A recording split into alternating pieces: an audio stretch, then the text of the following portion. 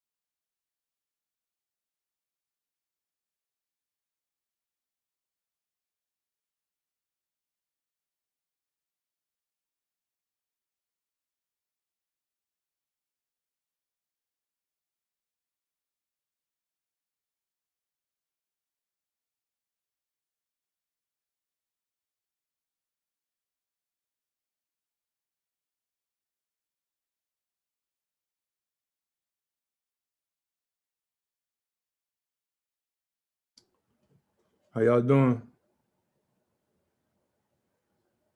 What's going on? How y'all doing? Hey, how you doing?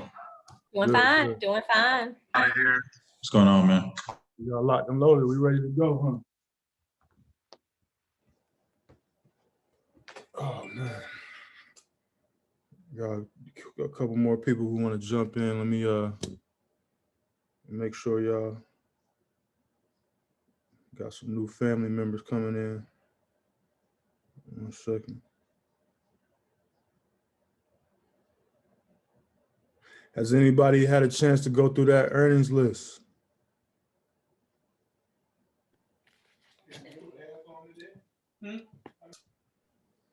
Has anybody had a chance to go through that earnings list yet?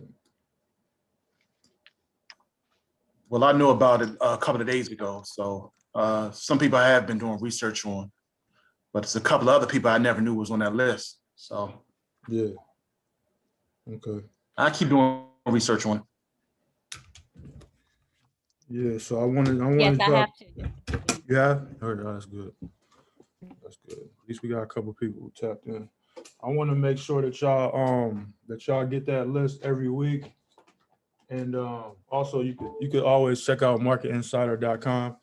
They're going to have the list out a week in advance anyway. So if you don't want to wait for the earnings whispers, Market Insider is going to have that list already ready for you. It's just not going to be organized like earnings whispers. Earnings whispers, it just has a better presentation. It just looks better, and it might be a little easier for you to see the logos and stuff. So what I normally do is I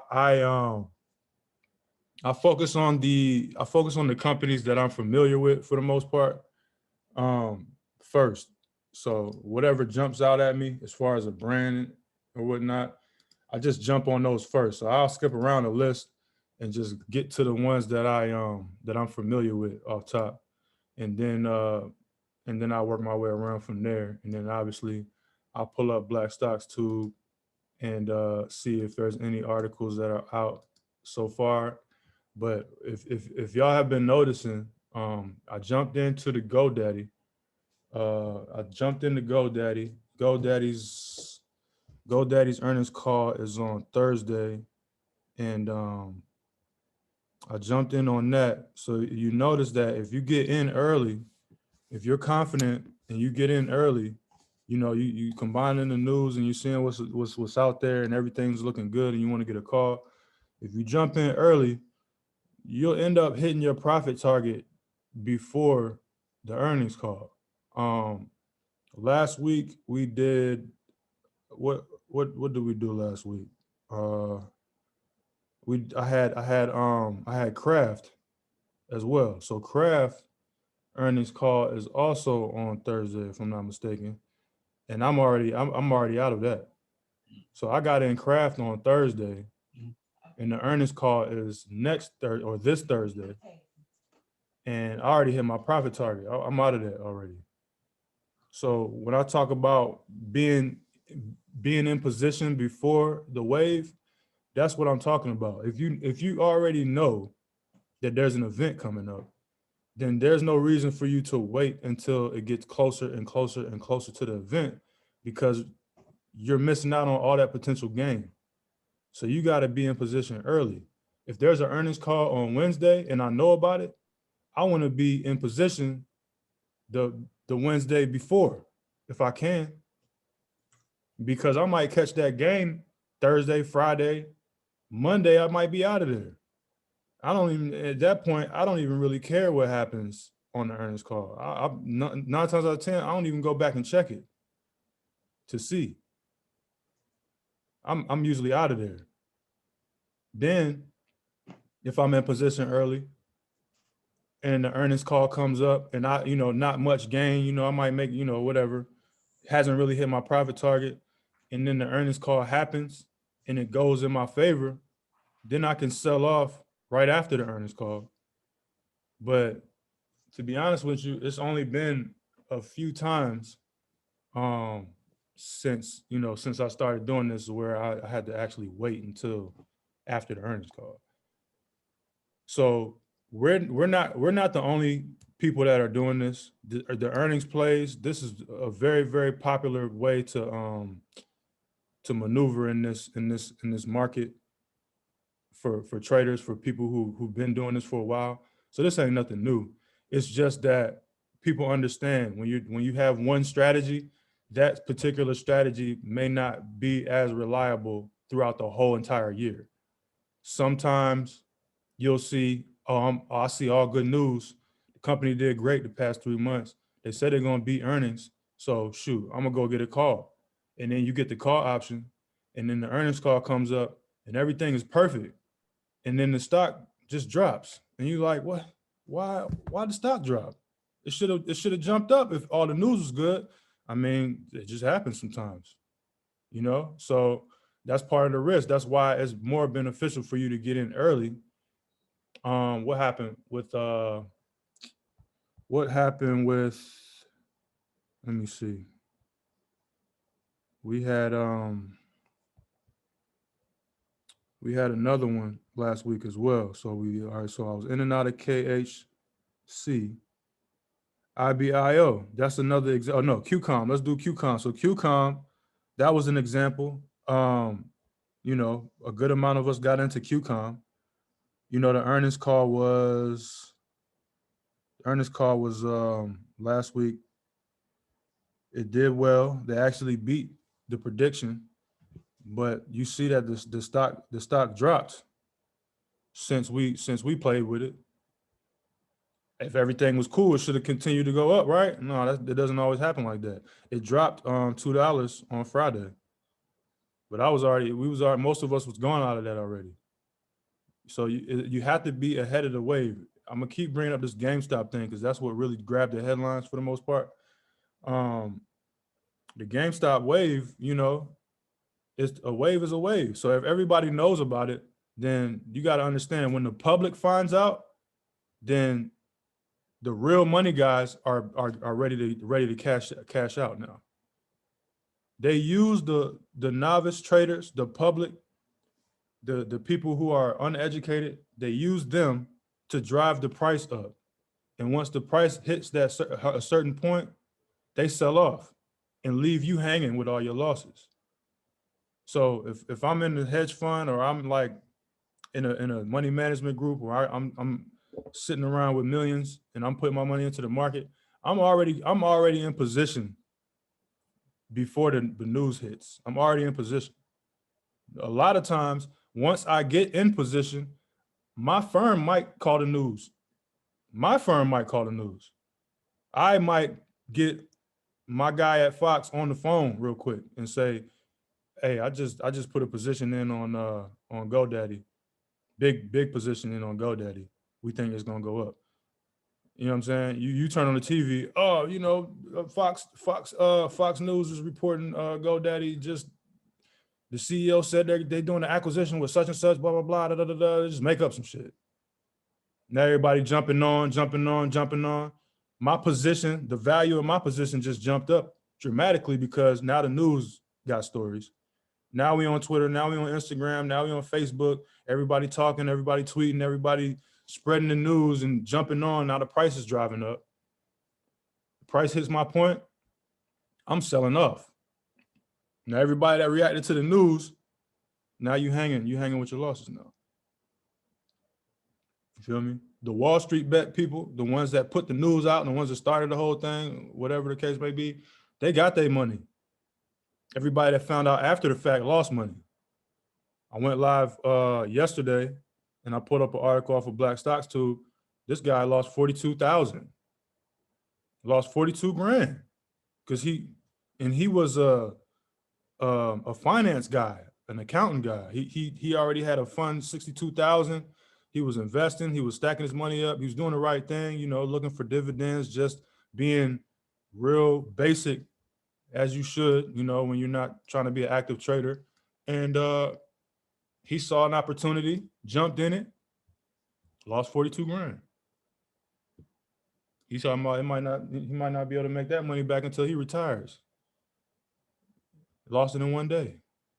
So you just have to understand that. I want y'all to understand, like, the market makers, the ones with the big money guys, they're already in position. I want y'all to understand that you need to be in position early.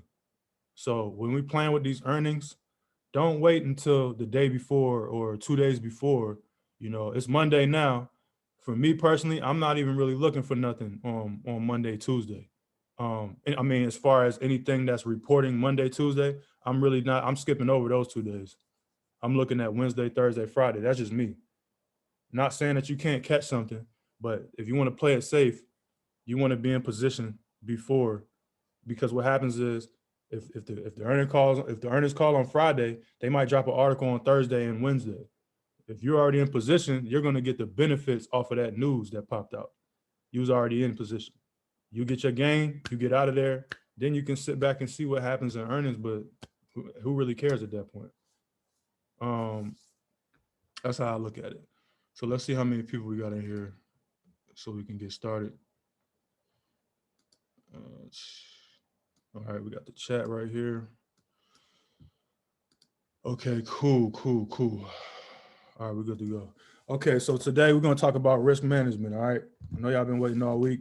We're gonna go over a few things with this risk management. All right, so risk management techniques. Basically, what we're gonna talk about is how, you know, properly managing your money. I don't want anybody that signed up for this course to be in a position where they're putting their hard-earned money into the market and just seeing what happens. All right, you have to actually be able to make sure that you're keeping track of what you're doing, and you want to take proper notes. I know the last class I talked about, you know, if you're on your computer, make sure you got screenshots, document as much as you possibly can. I have multiple notepads. I'm writing down stuff all day, you know, folders. I'm throwing screenshots in all day. And I'm just writing stuff down. I'm making sure that I'm taking notes of everything. You can't just be using your phone and just trading. All right. You must make sure that you're managing this situation like the market makers do. All right. So we're going to go over this. Risk management helps cut down losses. It can also help protect a trader's account from losing all of his or her money.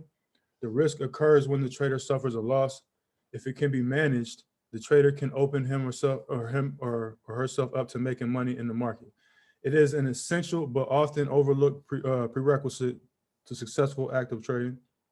After all, a trader who has generated substantial profits can lose it all in just 1 or 2 bad trades without proper risk management strategy. So how do you develop the best techniques to curb the risk of the market? This presentation will discuss some of the strategies that can be used to help protect your trading profits. Trading can be exciting and even profitable if you are able to stay focused, do due diligence, and keep emotions at bay. Still, the best traders need to incorporate risk management practices to prevent losses from getting out of control. Having a strategic and objective approach to cutting losses through stop orders, profit taking, and protective puts is a smart way to stay in the game. So the name of this game is the longer you stay in, the better you're going to be. A lot of people come in and they say, okay, I got $1,000.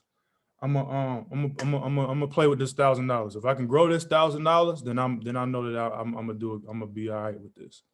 If I lose this 1,000, then I'm not messing with trading no more. It ain't for me. That's how a lot of people feel when they come in this game.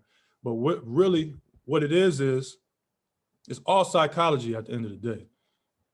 First, you got to understand risk management. But then after that, it's psychology. We're going to get to psychology in class number 5. But once we get through all this stuff, by the time we get to class number 5, I'm pretty sure y'all will be in a good space anyway. But the psychology about this is the longer you stay in the game, the better off you'll be. The market is going to humble you. The market is going to keep you humble.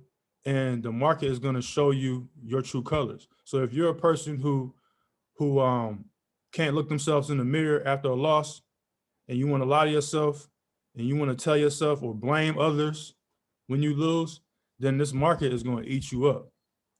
Because if you lose and you can't look at yourself and be like, I ain't take notes this time, but you look at the market and say, oh man, they tripping, man. It was the Reddit people, they did it. Nah, the market gonna eat you up. You got to look at yourself, because at the end of the day, the market is going to do what the market is going to do. You are the deciding factor in whether you're going to sell or you're going to buy, you're going to enter, you're going to get out. That's your decision. We had some people in the group who got in on the IBIO play, but they didn't get out at the right time. They might have lost money. They might have made money or not as much as they should have made, but you can't point your finger at the market. You can't point your finger at your job situation. You can't point your finger at me or nobody else in the group. You have to look at yourself and say, you know what? I should have been paying attention, or I should have did this, or I should have did that. You have to point the finger at yourself always. So the best thing for you to do is to take control of your risk management, notate as much as you possibly can, and protect yourself from losses by not just gambling with the market and using the information that's in front of you so that you can gauge whether that's a sure bet or not. It's all about strategy. Staying in the game will get you the money. All right. Planning your trades. A Chinese military general, Sun Tzu, famously said, every battle is won before it's fought. This phrase implies that planning and strategy, not the battles, win wars. Similarly, successful traders commonly quote the phrase, plan the trade and trade the plan. Just like in war, planning ahead can often mean the difference between success and failure. All right, so one thing that I was trying to make clear last week, sometimes it's hard to see that when we always showing money and showing success, but I want y'all to start looking at the percentage more than you actually look at the money, because the money will kind of mess your head up a little bit, especially when we're in situations, in life, we have bills, we have things going on. We want to make a certain money. So if I put $150 into the market, and in my mind, I'm looking like, I want to double my money. I want to double my money. The market might give you double, but it might not. You can't force the market to do something that you wanted to do, though. The market might only be willing to give you 25% gain on that trade. So are you going to hold it until you get 100% gain? Or are you going to take what the market gives you? So when I always talk about I'm not greedy, when I pull up that profit calculator, that options profit calculator, you'll never see me look at the top of the graph and say, that's my target. I'm always looking 2, 3, 3 max above my strike price, because that's what I'm willing to do. That's what I'm willing to take. I know that if my money's sitting in the bank, I'm going to get 0.01% gain on my money in my savings account. I know that. I know that if it's sitting in my pocket, it's going to get spent probably. I know that. I'm not gonna get no return in those ways. I know that if I put money up to go buy some real estate and I put a renter in the property, I know what my percentage gain is gonna be on that at the end of the year. You feel me? I know that. The market can give me better than all of those options, but I'm not gonna try to take advantage of the market and just take, because again, the market will humble you. So if I get a 10% gain and I'm looking at the market and I'm looking, it's not really moving as fast as I want it to move, but I got 10%, I'm gonna go ahead and get on out of there. If that means $10, then that means $10. If I'm dealing with Robinhood, I don't have commission anyway, so that $10 is all mine. If it turns out to be $100, then cool, I got my 100. You can set your goal for the week, but for specific trades, don't get greedy. You plan ahead and you plan for the trade before you take the trade. Another thing you can also do is you can find articles for other analysts who will tell you what their predictions are. MarketInsider.com. If you pull up the symbol in Market Insider, scroll down, and you'll see the price points that other analysts have on there. It's like a list. Okay. So some, we dealing with one particular stock. One analyst might say they think it's going to be at 270. They think a fair value for that is 270. You know what I'm saying? One guy might say 150. You feel me? You can go beyond that, do the research on that person who had that prediction, find out what articles they put out, find out why they believe that price point is valid. And then you can jump on that and say, okay, boom, that's my target. I'm gonna hold this trade until it get close to that. You feel me? If you don't have no other way of gauging it, you can always go off of somebody else's information and use what they have predicted. All right, but you have to have a plan before you jump in. You have to know how much you're willing to lose first, and then you can look at where you're going to be happy at taking profits at. First, make sure your broker is right for frequent trading. Some brokers cater to customers who trade infrequently. They charge high commissions and don't offer the right analytical tools for active traders. Right now, we're focused on Robinhood. I know everybody's not on Robinhood. You should be. That's how I feel. It's easy. They don't charge commissions. They get their money in other ways. We'll talk about that too. But they get their money in other ways. So they're not going to charge you commission. So you can go crazy with Robinhood if you want. Just be careful about the pattern day trading rule. For those of y'all who don't know, you get 3 day trades in 1 week. All right. So you got 1 week, Monday through Friday, 5 days, and you get 3 pattern day trades. So basically 1 day trade equals I'm in the market and I'm out of the market. If I want to get a specific stock, if I buy it that day and sell it that day, that's 1 day trade. If you do 3 of those within a week, you get flagged as a pattern day trader, and they could pause you for like 30 days, sometimes 90 days, depending on how risky you've been acting. All right. I never have that problem because I never really get in and out the same day with a specific stock. Like I said, I'm always in position early. So if I buy something today, I'm probably, I'll sell it tomorrow or maybe a couple of days later. But very rarely do I get in and out like that. Now, if I get into a trade and something happens, and this happens to me too, where it just jumps dramatically, and I'm like, damn, I was just at the right place at the right time, then yeah, I'll sell. If my gain is just so dramatic to where if I don't sell, I'm crazy, I'll sell and just take, they'll take one. But I don't never really have to worry about hitting that max. Also, if you have 25 grand in your Robinhood account, they'll let you do whatever you want at that point. There is no pattern day trading. You basically unlocked everything. Once you get 25 grand in your account, they let you can go crazy with it if you want. They don't care. Stop loss and take profit. My bad.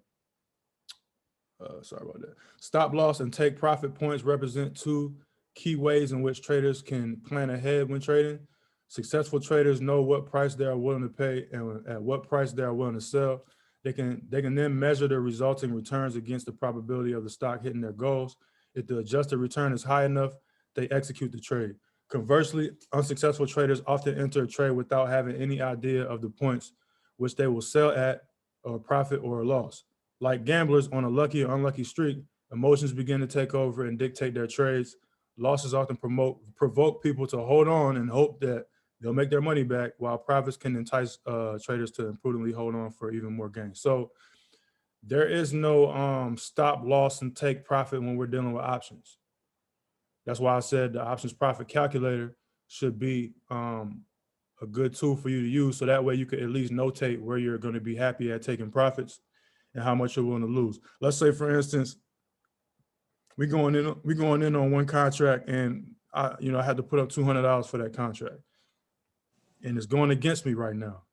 This happens a lot of times when I jump in. When I buy a contract, I usually start off in the negative. This is like that with options. It's like that with Forex.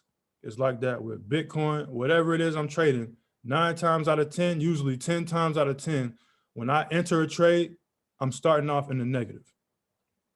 That's just how it is. You're dealing with the spread. Sometimes you're dealing with commissions. Sometimes you're dealing with different things that all get combined into that price point that you came in at.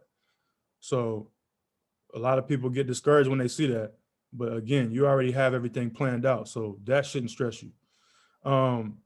Sometimes what happens is people, they'll start getting into the green and they'll start making profit.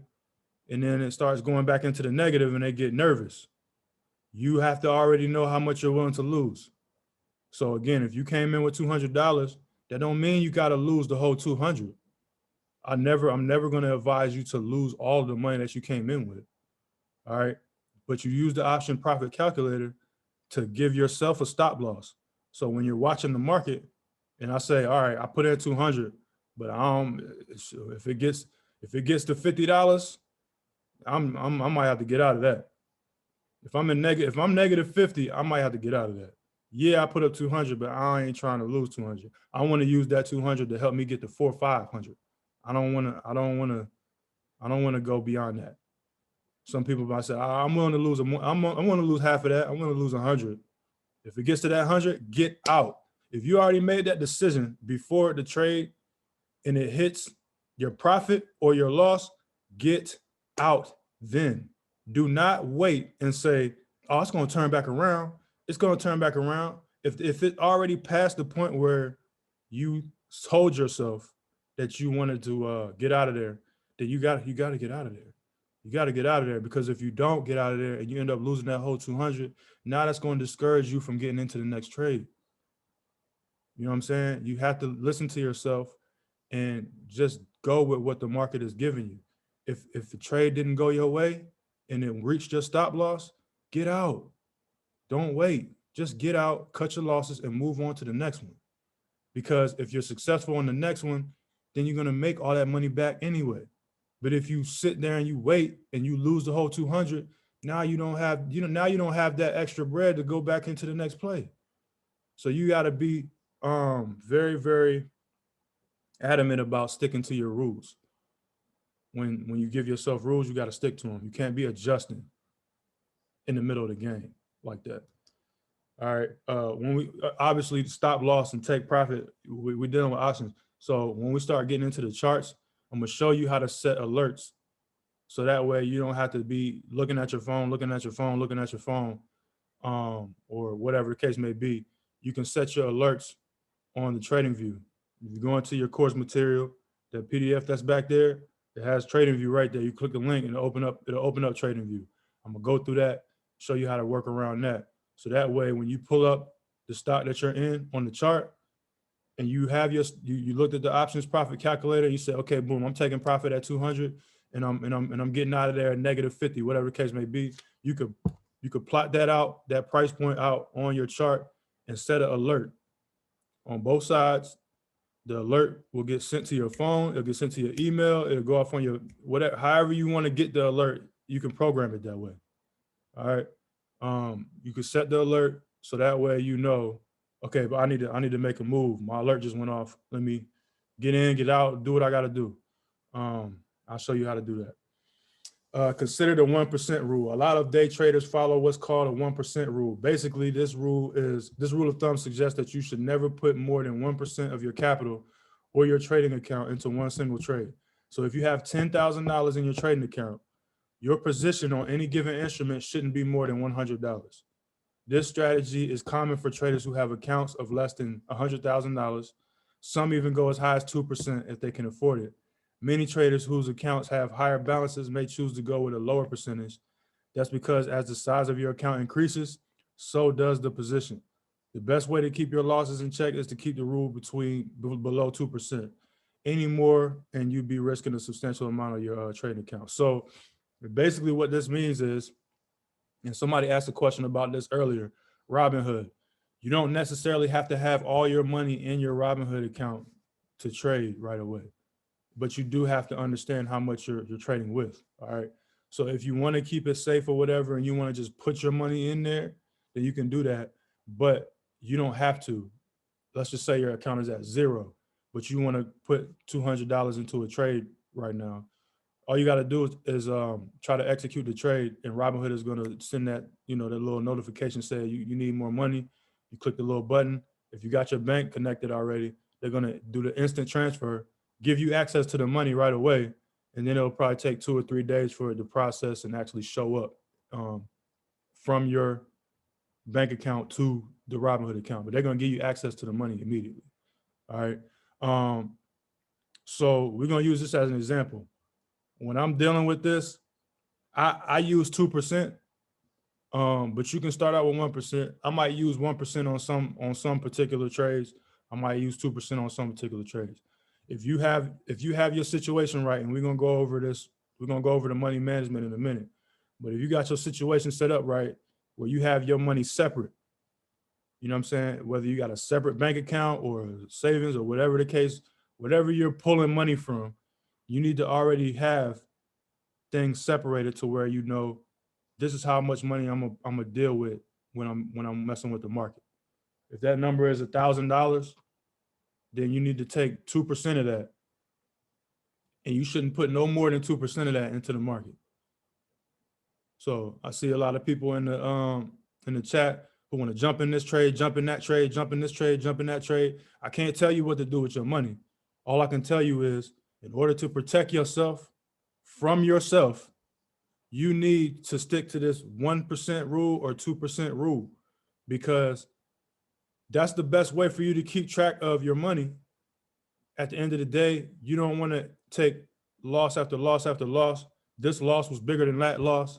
This loss was bigger than that loss. Now, 2, 3, 4 trades later, the whole 1,000 is gone. And you like, damn, I can't even trade now. But if you was importing this 1% or 2% rule, you'll stay in the game longer. So that's why I said the name of the game is staying in as long as possible. You feel what I'm saying? So if you have 2% rule that you're sticking to, and you know that you're risking 2%, and your account is at 1,000, you putting 200 in, you got 200 per each trade, and you're not going beyond that. I don't care what y'all doing. I put 200 into this trade. Yeah, that one look good. That one look good too. That one look good too. I'm gonna have to sit those out. I already got 200 on this one. Let me see what this one do first before I jump on those. All right. Okay, cool. I'm doing good. I got 25% return on that. Let me go ahead and cash out on that. Now I'm out of the game. I got my gain off of my 200. Now I might have came out of that with $250. I put in 200. I got 250 out. All right. I can take that 200, that same 200, and apply it to the next trade, not the 250. Take the 200, apply the 200 to the next trade. That 50 is your gain. You keep that 50, plug that into your fund. You just keep turning that 200 over, turning that 200 over, turning that 200 over. Grow your fund. You feel what I'm saying? So if you started out with, okay, I'm gonna take $1,000 and I'm gonna stick with 1,000. I'm gonna take 2% of that 1,000. I'm gonna put it into this trade. Damn, the trade went good. I made my money. Cool. Don't take the 200 plus your gains and put it into the next trade, because if you lose, now you lost your gain and you lost some of your 200. Now you got to pull money back out of the 1,000 again. You know what I'm saying? And the 2% rule will keep you in the game longer, even if you continue to lose. But the key is using the same money over and over and over again. Just keep using the same money over and over and over again. I put $510 into the GoDaddy on Friday. Friday I was up. No, Thursday I was up like $50, $75 aftermarket. Friday I'm up 100. You know what I'm saying? $110. Monday I might be up more. Tomorrow I might be up more. I'm getting out of that. Do you think I'm about to put 600 into the next trade? No. I'm putting the 510 in the next trade. I'm keeping 100, plugging that into my fund. You just want to keep pulling profits out. Don't risk more than you have to.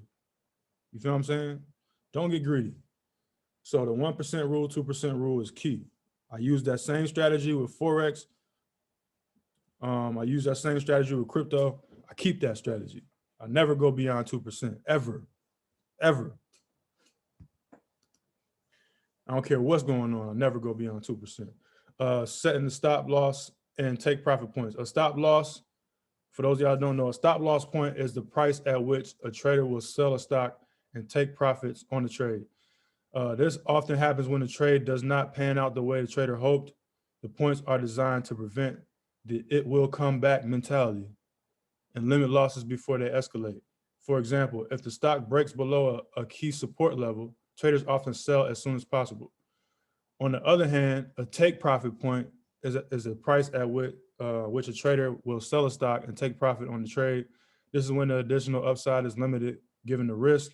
For example, if a stock is approaching the key resistance level after a large move upward, the trader may want to sell before a period of consolidation takes place. So I can use the IBIO as an example because I already had a price set. I know a lot of y'all probably see me talk about this in the Telegram where I say, my prediction is this price, or my target is this price, like my price target. I'm gonna tell you my price target. And I'll have my price target already mapped out on my chart and everything. If it reaches my price target, I'm out of there. You feel what I'm saying? If it goes beyond my price target, man, congratulations to whoever else is still in it. But I'm gone. If it reaches my price target faster than I expected, I'm not gonna be like, damn, faster than let me stay in. I want to see how far it's gonna go. Let me see how far it's gonna go. No, don't do that, because especially if you don't understand support and resistance, that price target might have been right at a resistance level. And if you didn't take profit when you're supposed to, it could just drop on you, just completely drop on you. You know what I'm saying? And then now you're looking crazy because it's like, damn, I had an opportunity to really just stick to my rules and I didn't. I was being greedy. And now instead of walking away with $200, I got to walk away with $5. You see what I'm saying? So that's, stick to your rules. And I'm going to show you in a minute how to manage that situation with the TradingView. All right. How to more effectively set stop loss points. All right, setting stop loss and take profit points is often used in technical analysis, but fundamental analysis can also play a key role in timing. For example, if a trader is holding a stock ahead of earnings, as excitement builds, he or she may want to sell before the news hits the market. If expectations have become too high, regardless of whether the take profit has been hit, moving averages represents the most popular way to set these points, as they are easy to calculate and widely tracked by the market. Key moving averages include the 5, 9, 20, 50, 100, and 200-day averages. These are best set by applying them to a stock chart and determining whether the stock price has reached to them in the past as either support or resistance level. So I know some of y'all probably seen me do this already. When we get into technical analysis, y'all gonna understand all that stuff about moving averages. I particularly use the 200 and the 50 usually. I don't normally use those per se as resistance levels, but they do serve as a real point of emphasis for me. But we're gonna pull that up on the chart so y'all can get the basics on that. All right, damn, I can't see this. 1 second. All right. Yeah. So anyway, these can be drawn by connecting previous highs or lows that occurred on significant above average volume, like with moving averages. This key is determining levels at which the price reacts to the trend lines, and of course the high volume. So we're gonna get into all of that. We're gonna learn all of that. When setting these points, here are some key considerations. Use long-term moving averages for more volatile stocks to reduce the chance that a meaningless price swing will trigger a stop loss order to be executed. Adjust the moving averages to match the target price range. Stop losses should not be closer than 1.5 times the current high to low range. You can adjust the stop loss accordingly to the market volatility. And you can use fundamental events such as earnings releases as key time periods to be in and out of a trade as volatility and uncertainty can arise. So right now we're focusing on the earnings releases as a point of emphasis for us to get in and get out of a trade, setting our price targets, using the volatility, all those type of things. When we get into the technical analysis, you'll be able to plug in all this other stuff as far as the volume and the moving averages and swings and all that. You'll get that. All right. Calculating expected return, setting stop loss and take profit points are also necessary to calculate the expected return. The importance of this calculation cannot be overstated as it forces traders to think through their trades and rationalize them. As well, it gives them a systematic way to compare various trades and select only the most profitable ones. This can be calculated using the following formula. So there's a formula here that you can check out. I don't necessarily use this. When we're dealing with options, the options profit calculator works perfectly. All right. I know some of y'all probably plug the stuff in just to play around with it, and you can see the differences between one stock and another. One might be way more profitable than the other. That could be a good way for you to judge whether you even want to waste your time with it or not. I might plug in something. My price target might be, it might take too much of an adjustment in price for me to get somewhere where I'm comfortable at taking profit. Then I might not even mess with it. If the price has to jump up, $5-10 for me to get a considerable amount of profit, then I might not risk it. You'll find that when you start dealing with those $1, $2, $3 stocks and stuff, it might be a little bit hard for you to get a profit that you're really comfortable with because you're not going to see much movement in those.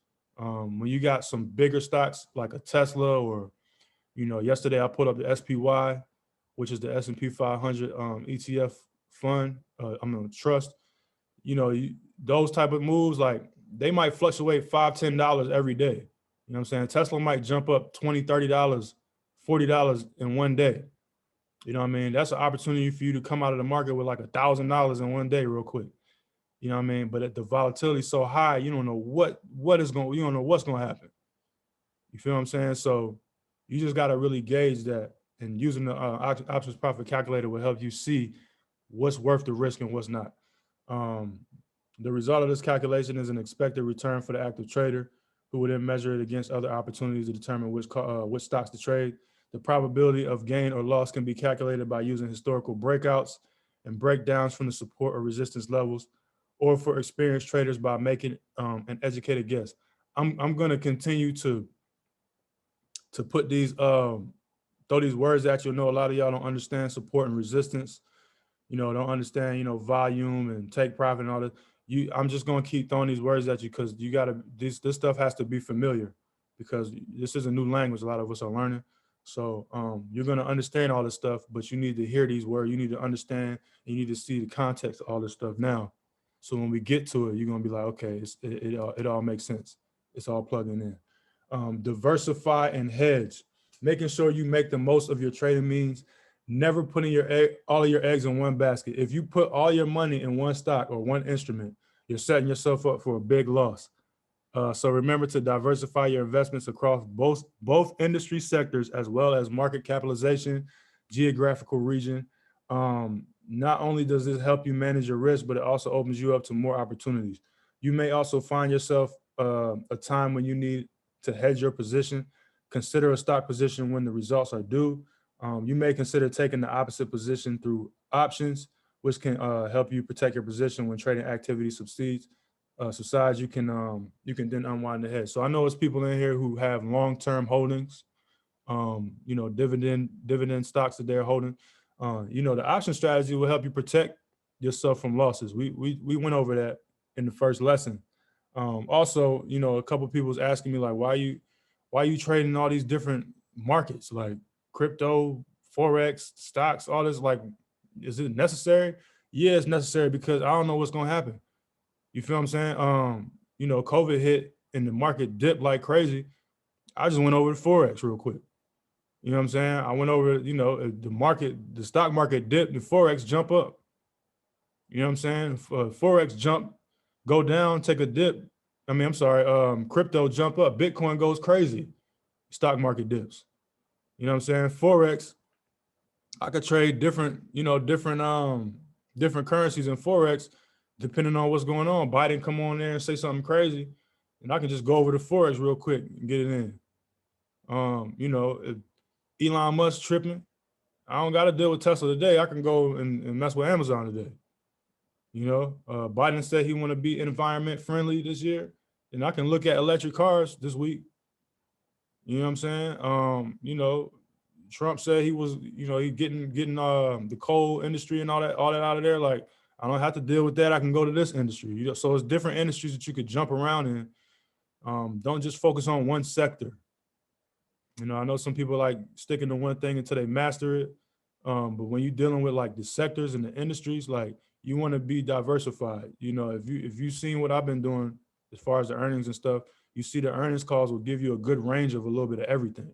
So you don't have to just stick to what, obviously certain things I'm going to go after. I'm in the GoDaddy for a reason. I'm in the GoDaddy because I'm an e-commerce guy. I know the value of GoDaddy. You know what I'm saying? I'm on GoDaddy all the time looking at different websites and different domain names. I would imagine how many people bought a domain name during the COVID, more than they did prior. Of course, GoDaddy is going to be something that's obvious to me because I'm already in that industry. So I'm going to jump in that. But that don't mean I got to jump into Shopify and jump into Amazon and jump in all those other e-commerce giants as well. I might put something in the GoDaddy. I might put something in the electric car industry. So you got to be strategic about that. You know what I'm saying? I'm not saying that you have to plan it in like, this week I'm working with this or this week I'm working with that. No, the opportunity is there. You should jump on it. Just don't pigeonhole yourself to one industry just because you might be more familiar with that than the other. Just learn the other one. The news is out here for you. But yeah, diversify is definitely good. And then the hedging, we talked about different options trading strategies. We haven't gone over everything, but obviously, you have the naked puts that you can deal with. If you're finding yourself not being able to jump into the call options that we've been going into, but you got some money set aside, you just don't really want to risk it that much, then you can explore the naked puts, the cash secured puts. That way, you can minimize the risk for yourself and get some money up front. So you already won because you got cash up front. And then if you have the right tools in front of you and you're in the right trade, you're in the right stock, then you basically all you're doing is just making money on your money. And you ain't got to deal with nothing.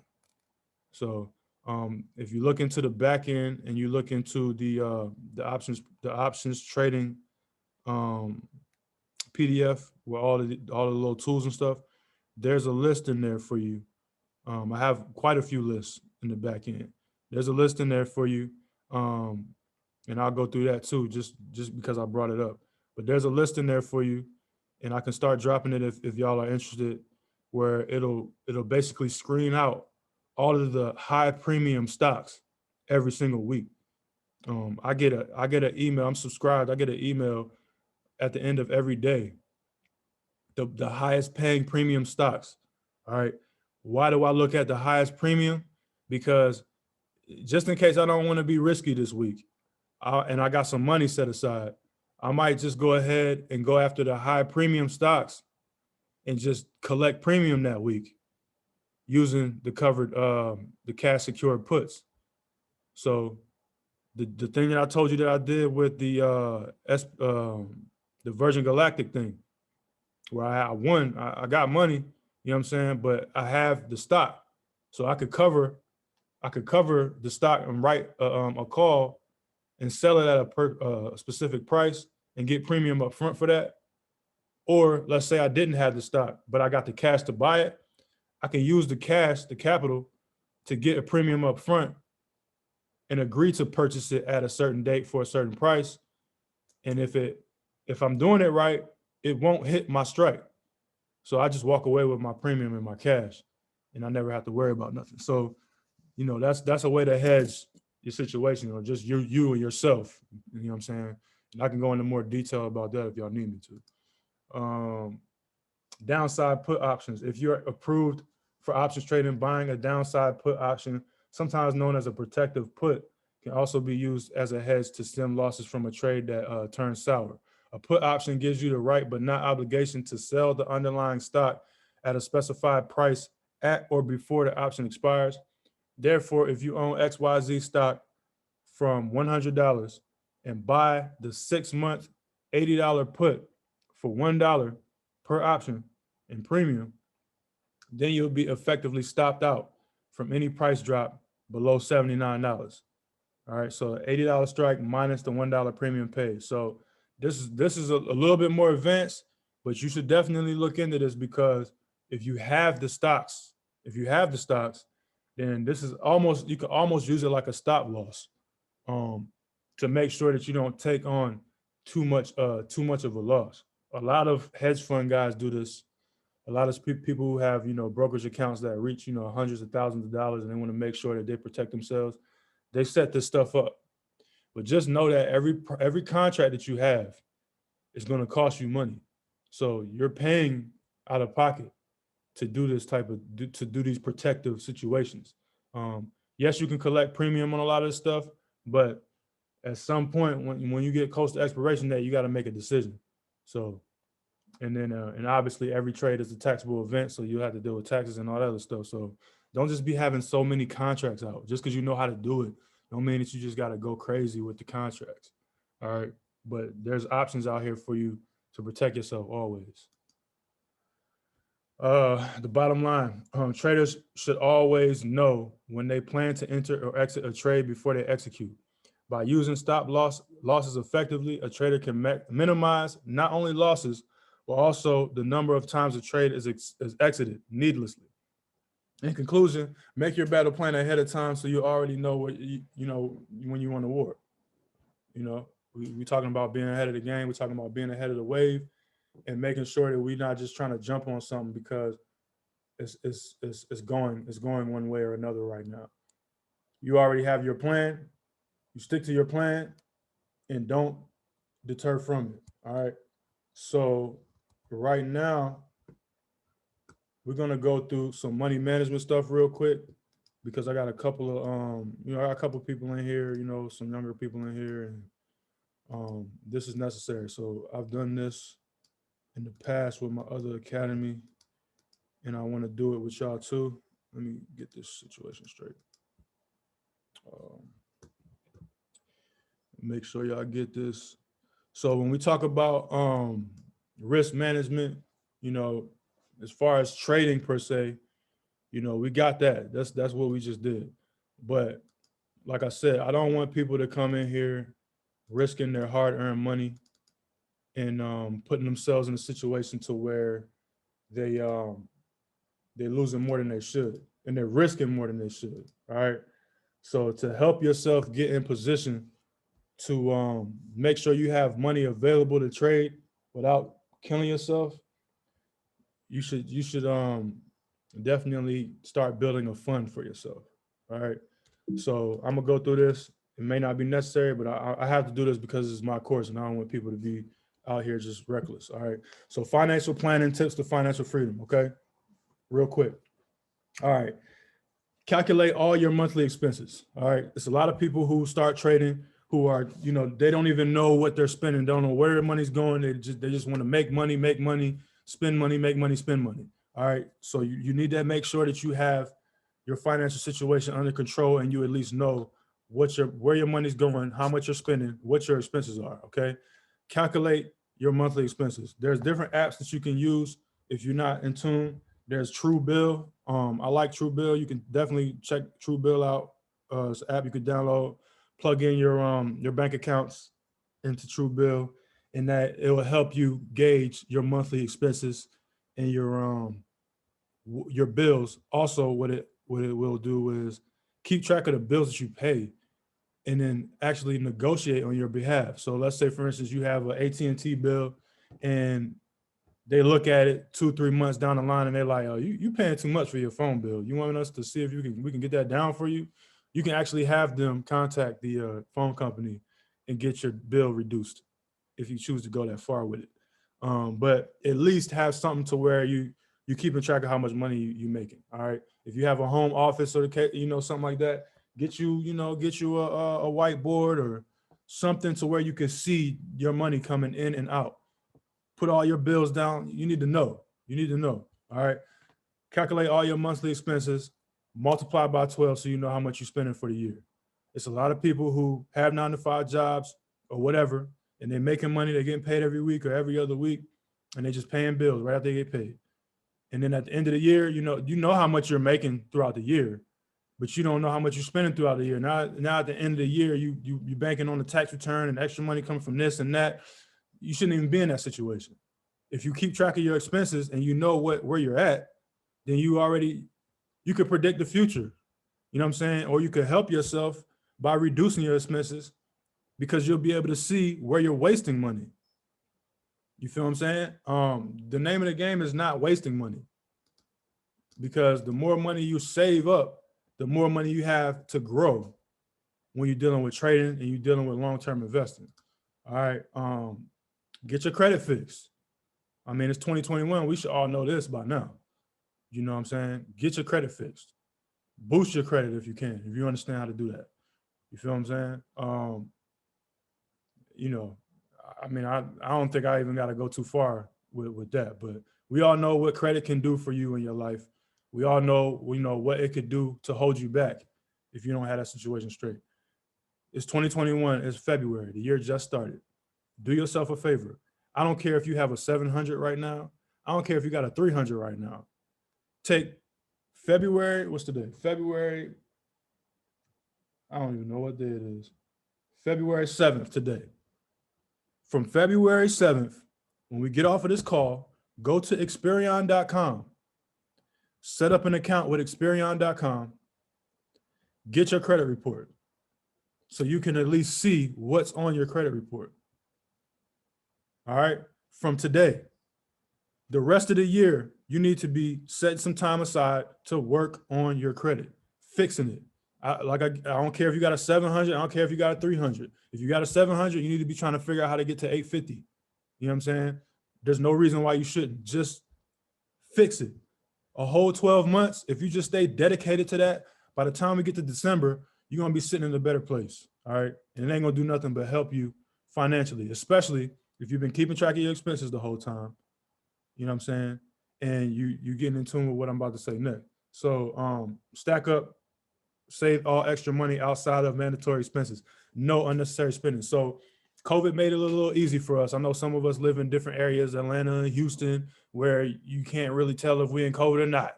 Clubs is open, bars is open. We doing what we doing and we ain't worried about it. But some of us don't, you know what I'm saying? Some of us live in places where it ain't going down like that. You feel me? COVID made it easy for you. You ain't got to be outside like that right now. There's no need for you to be outside like that right now. You feel what I'm saying? Birthday parties, anniversaries, even Christmas and all these different holidays. Nobody should be expecting anybody to do anything outside of the norm right now. If you was looking for an opportunity to pull back, now is your opportunity to pull back. COVID gave you the opportunity to do it. Everybody's struggling. So don't try to overextend yourself, you know what I'm saying? Especially when you're dealing with finances. Now is the time to stack up your money. Save it. You dig what I'm saying? So you track your expenses, you know where you at, you know where you're spending your money, all right? And now you can see where you need to cut back. Now you can see where you need to cut back. All right, now you can see that you've been doing a little bit too much with Starbucks. Now that you can see that you just, all right, maybe I can chill off with the Amazon Prime right now. You know what I'm saying? There's been packages popping up. Let me just chill for a minute. You feel what I'm saying? Maybe I don't have to do the extra stuff right now. If you can set yourself up for 12 months of just staying dedicated to that, you will be very, very surprised at how much money you were able to stack up. And when we talk about risk management, when we're dealing with trading, that'll be the difference between you having a $1,000 fund and having a $10,000 fund. That 1%, 2% rule for one person who can stick to this, it'll be the difference between you risking $200 and risking $2,000. Look how much potential gain you can have when you have $2,000 to leverage versus $200 to leverage. You feel what I'm saying? That's the difference between making a living off of trading and just doing it to make some extra money. But you got to get yourself in position to where you have a fund available so that you can give yourself that amount of risk so you can see those rewards. All right. Learn how to invest. We that's what we're doing now. You know, grow, compound your savings. So, you know, obviously we talking about trading right now, but class number 3, we're gonna be talking about investing. You know what I'm saying? Dividend investing. We're gonna go through that whole game. All right. So once you get in position to where you have a fund, you know how to save, you know how to stack, you got your credit right, everything's good, you ain't worried about it. Now you can start putting yourself in a position to where you're investing in the right stocks so that you can start offsetting your expenses that you've been tracking with the dividend income. You feel what I'm saying? So you could take the dividend income and eventually get to the point to where the dividend income is paying your bills now. Now you don't have to worry about using your working income to pay your bills. The dividend income is paying your bills. Now the extra money that you done made, now the earned income is now extra money now. Now you can just throw that into your fund. Just throw it into your fund. Because it ain't doing nothing sitting in the bank anyway. Again, you're making 0.01% on your money. You're better off opening a brokerage account, putting it in your brokerage account, investing in some of these companies and getting this money back. They're gonna pay you to invest with them. You feel me? So that's how the rich stay rich. When I said I put in that 200 and I got 150 out, I'm not coming back to the game with 350. I'm coming back with 200. I never spend that. I never spend the 200. I just keep investing it and making money off of it. So that's what it's about. Bank with credit unions. I keep saying 0.01%, but if you bank with a credit union, they're gonna pay you to bank with them. They're gonna give you shares because they don't operate like a traditional bank. So they're gonna actually pay you shares because you're a part owner, quote unquote, with the bank. So they're gonna pay you shares. So instead of you paying a $12 fee to bank with Chase, you could bank with Navy Federal and they'll pay you a percentage on the money that you got sitting in the bank account. And they're not gonna charge you a monthly fee just to bank with them. It's a bank account that literally pays you. So that's another way that you could be smarter with your money. Just go to a credit union.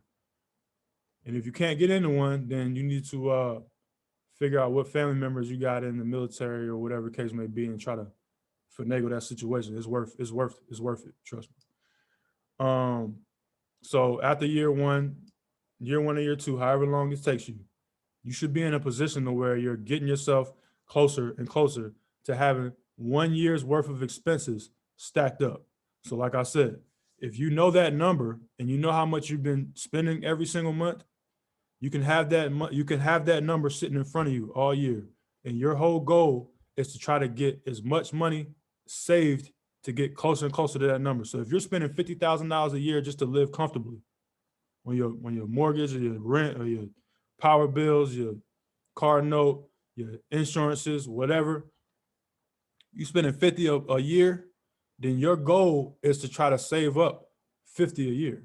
You're trying to save up $50 in savings. $50,000. You need to be trying to save up 50 grand if that's what you're spending in a year expenses. You need to save that up. And when we talk about the credit, you need to have yourself getting closer and closer to a position where you have lines of credit that can match that amount as well. You feel what I'm saying? So your credit lines need to be getting closer and closer to matching your yearly expenses as well. This is bare minimum. This is bare minimum shit. If you spending 50 grand a year just to live, you need to have 50 grand saved and you need to have 50 grand in lines of credit. All right. Serves multiple purposes. One, COVID happened, you lose your job. You got a whole year to where you ain't got to worry about it. You can figure something out. You can get back on your feet. You got 12 months. You feel what I'm saying? Then on the other side, a good strategy for you to check out. I'm not telling you to do this, but this is what some wealthy people really do this, okay? 50 grand a year I'm spending on expenses, but I got $50,000 in credit lines. I can use the credit to pay my bills, not my cash. I use the credit to pay my bills. I don't know what people be using their credit cards for. A lot of people use their credit cards to go shopping and emergencies or whatever the case may be. If you got a power bill, pay it with a credit card. Phone bill, pay it with a credit card. If you don't know how to do that, go to plastique.com, PLASTIQ.com. Plug your credit cards in and then put your bills on auto pay. You don't have to worry about bills ever again. Plastique. I'm typing in the chat. Plastique.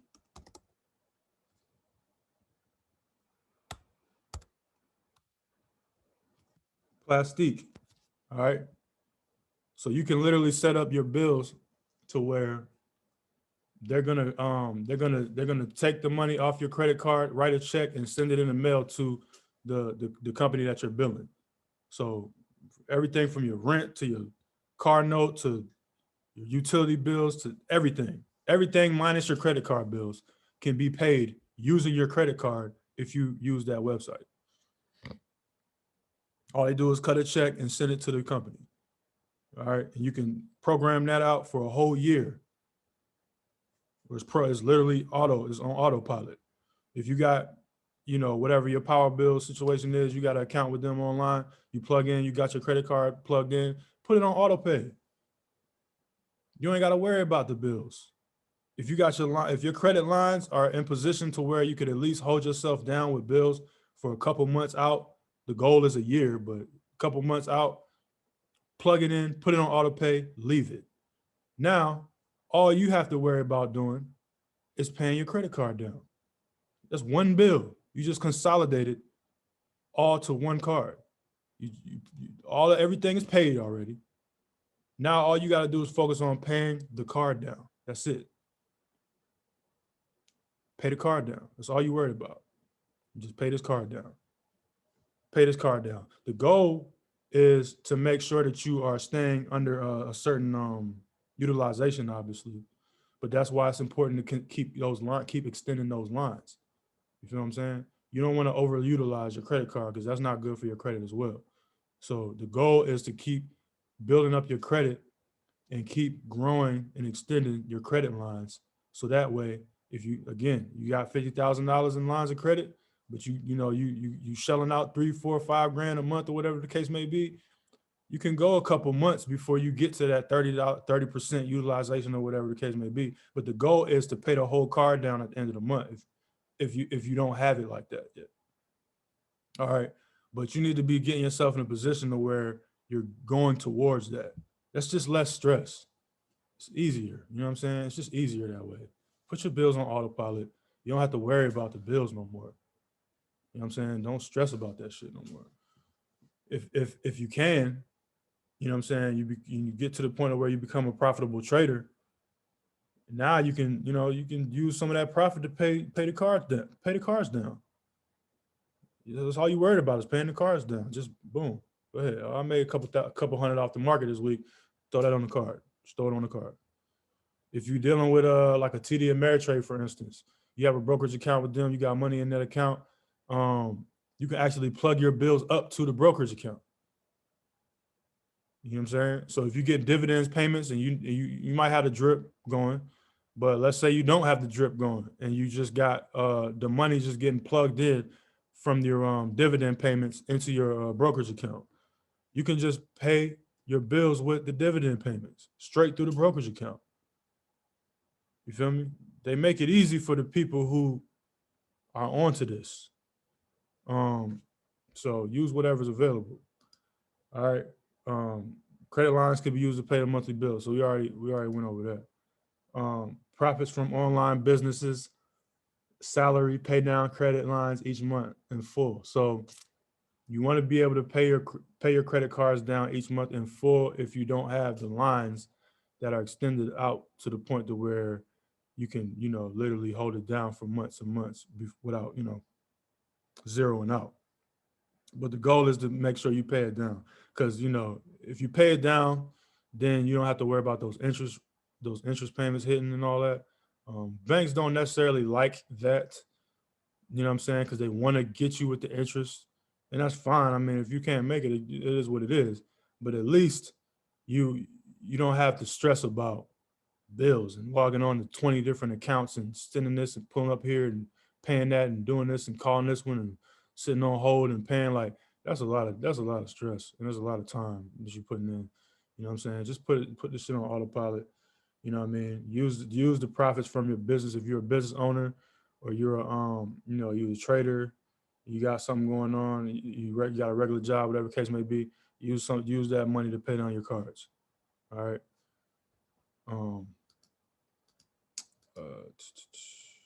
Advanced strategy. The advanced strategy, the overall goal. This is my goal. This should be your goal. This is the goal of, my mentors and, the wealthy people, whatever the case may be. They don't live off of their earned income. They never spend the money that they earn, ever. If I'm working a job and I make $100,000 in a year, I'm never going to spend that $100,000. It's not happening. It's not happening. I live off of my investment income. So the returns that I get off of my dividends, the returns that I get off of trading, all that stuff pays for my lifestyle. All right. Whatever interest I got coming to me, if I'm a lender, you know what I'm saying, banker, whatever the case may be, I'm lending people money out, whatever I'm doing, I didn't have to sweat for that. I'm not sweating to live no more. You feel what I'm saying? If I worked and I made that money that year and I managed my money that 12 months, I stacked up my money that 12 months, you put yourself ahead of the game if you was able to get yourself in position to where you got 12 months stacked up already. Now you ahead of the game. So there ain't no looking back from this point.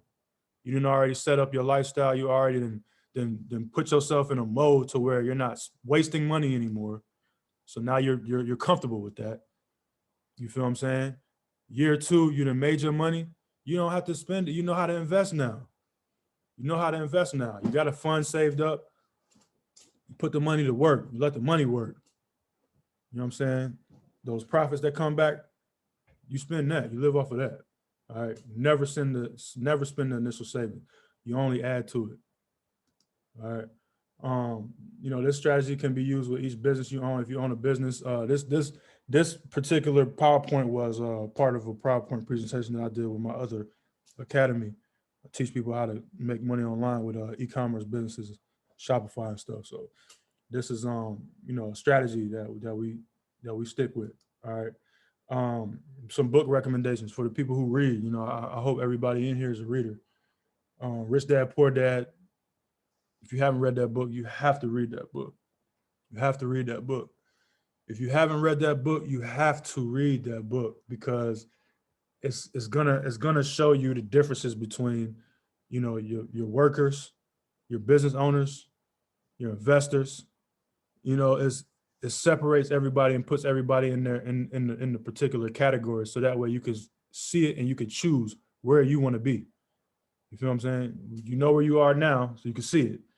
Now you can point to where you want to be, and you can start putting yourself in a position to get there, using the strategies and at least having the knowledge discussed in that book. Very good book. The Millionaire Next Door. You don't have to get this money and buy $1 million house because you got $1 million. All right. Some of us live in neighborhoods to where we don't know how much our neighbors make. unless you know where they work at and all that, you don't know how much these people be making. I know a lot of us, most of us, we all black in here or whatever, but I spent a lot of time. I lived in Israel for 2 years. Okay. I lived amongst Jewish people. All right. You don't know, you're never going to know how much they make because their lifestyle and their culture and everything that they believe in revolves around not flaunting it, but using the money for specific purposes. So I feel like everybody should be looking at themselves like the millionaire next door, because there's really no reason for you to show everybody how much money you got. All right, it's no purpose. All it's going to do is hurt you in the long run, because now I put a target on your back. You know what I'm saying? And then it puts unrealistic expectations on yourself to where you got to live up to that shit now, because everybody expecting it from you now. Instagram messed us up.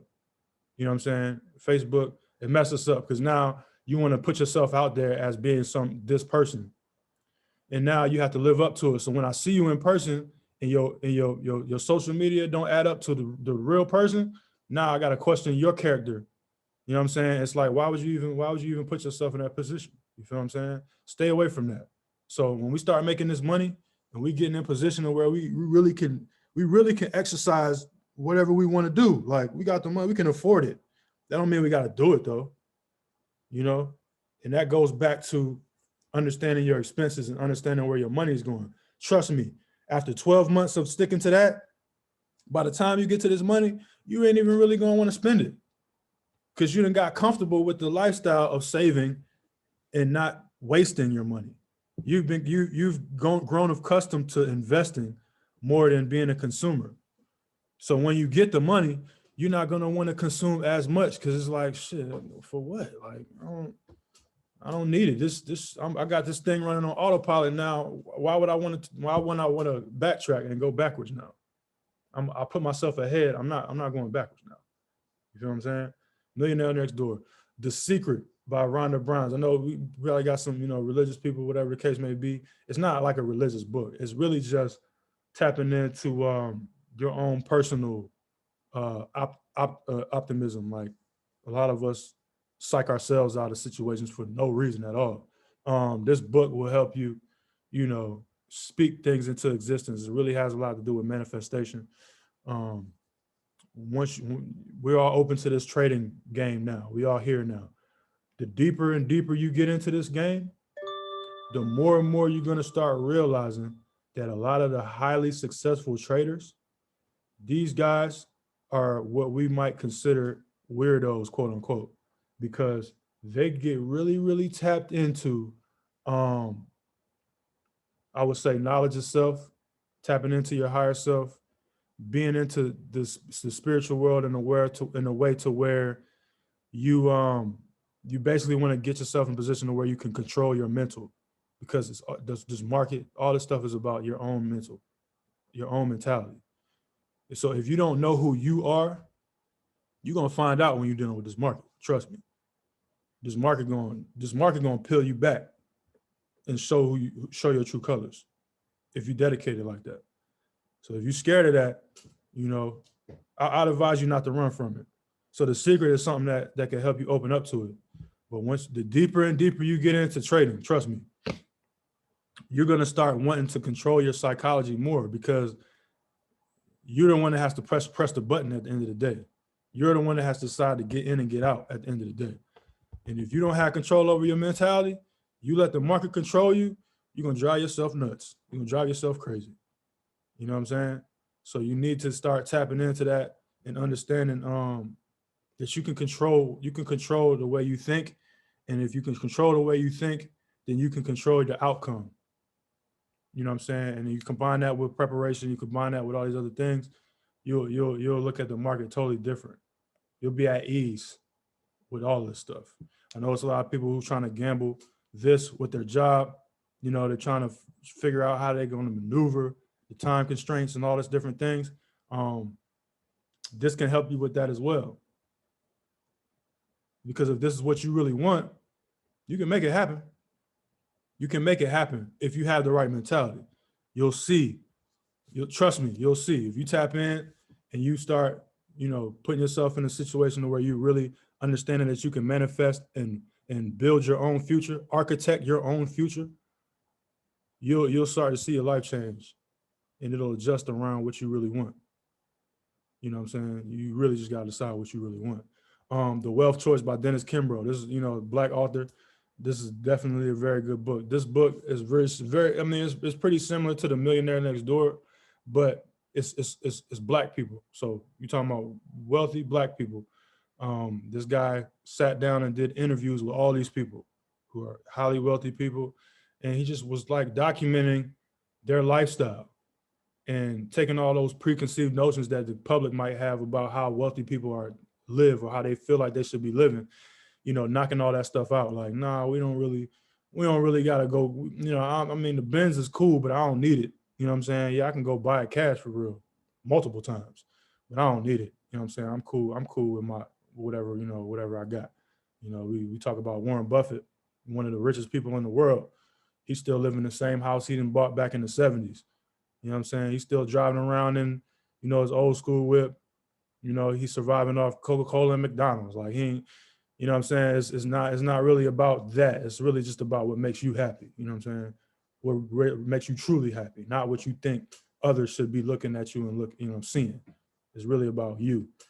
So The Wealth Choice is definitely a good book to check out. Definitely rock with those. All right, so that's pretty much it for that. If anybody got any questions about that, you can hit me up and we can chop it up. So what we're gonna do now is we're gonna get into TradingView. All right. So I need everybody to go to tradingview.com. Okay. Let me pull up, separate this.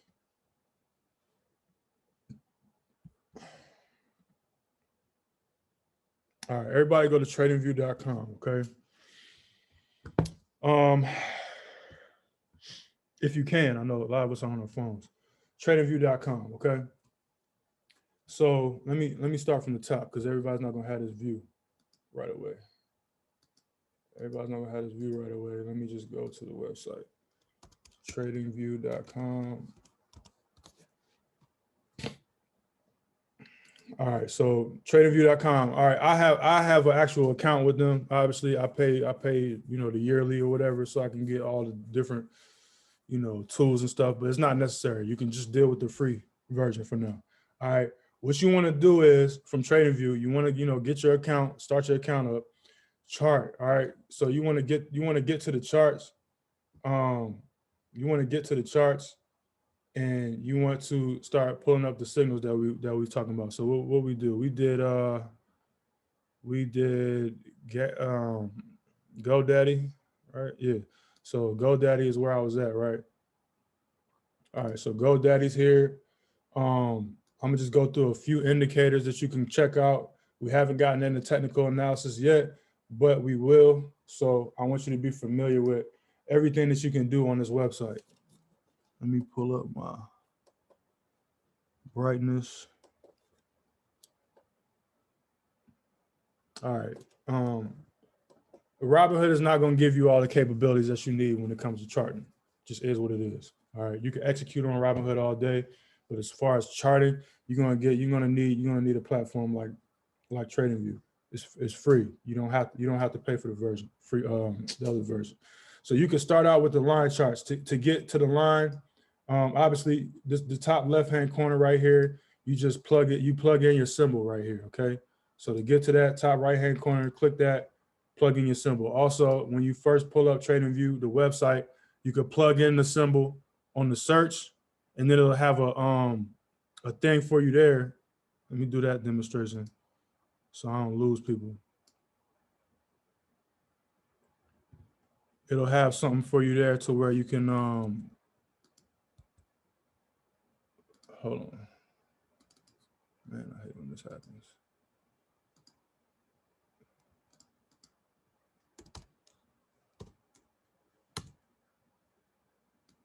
All right, so you'll have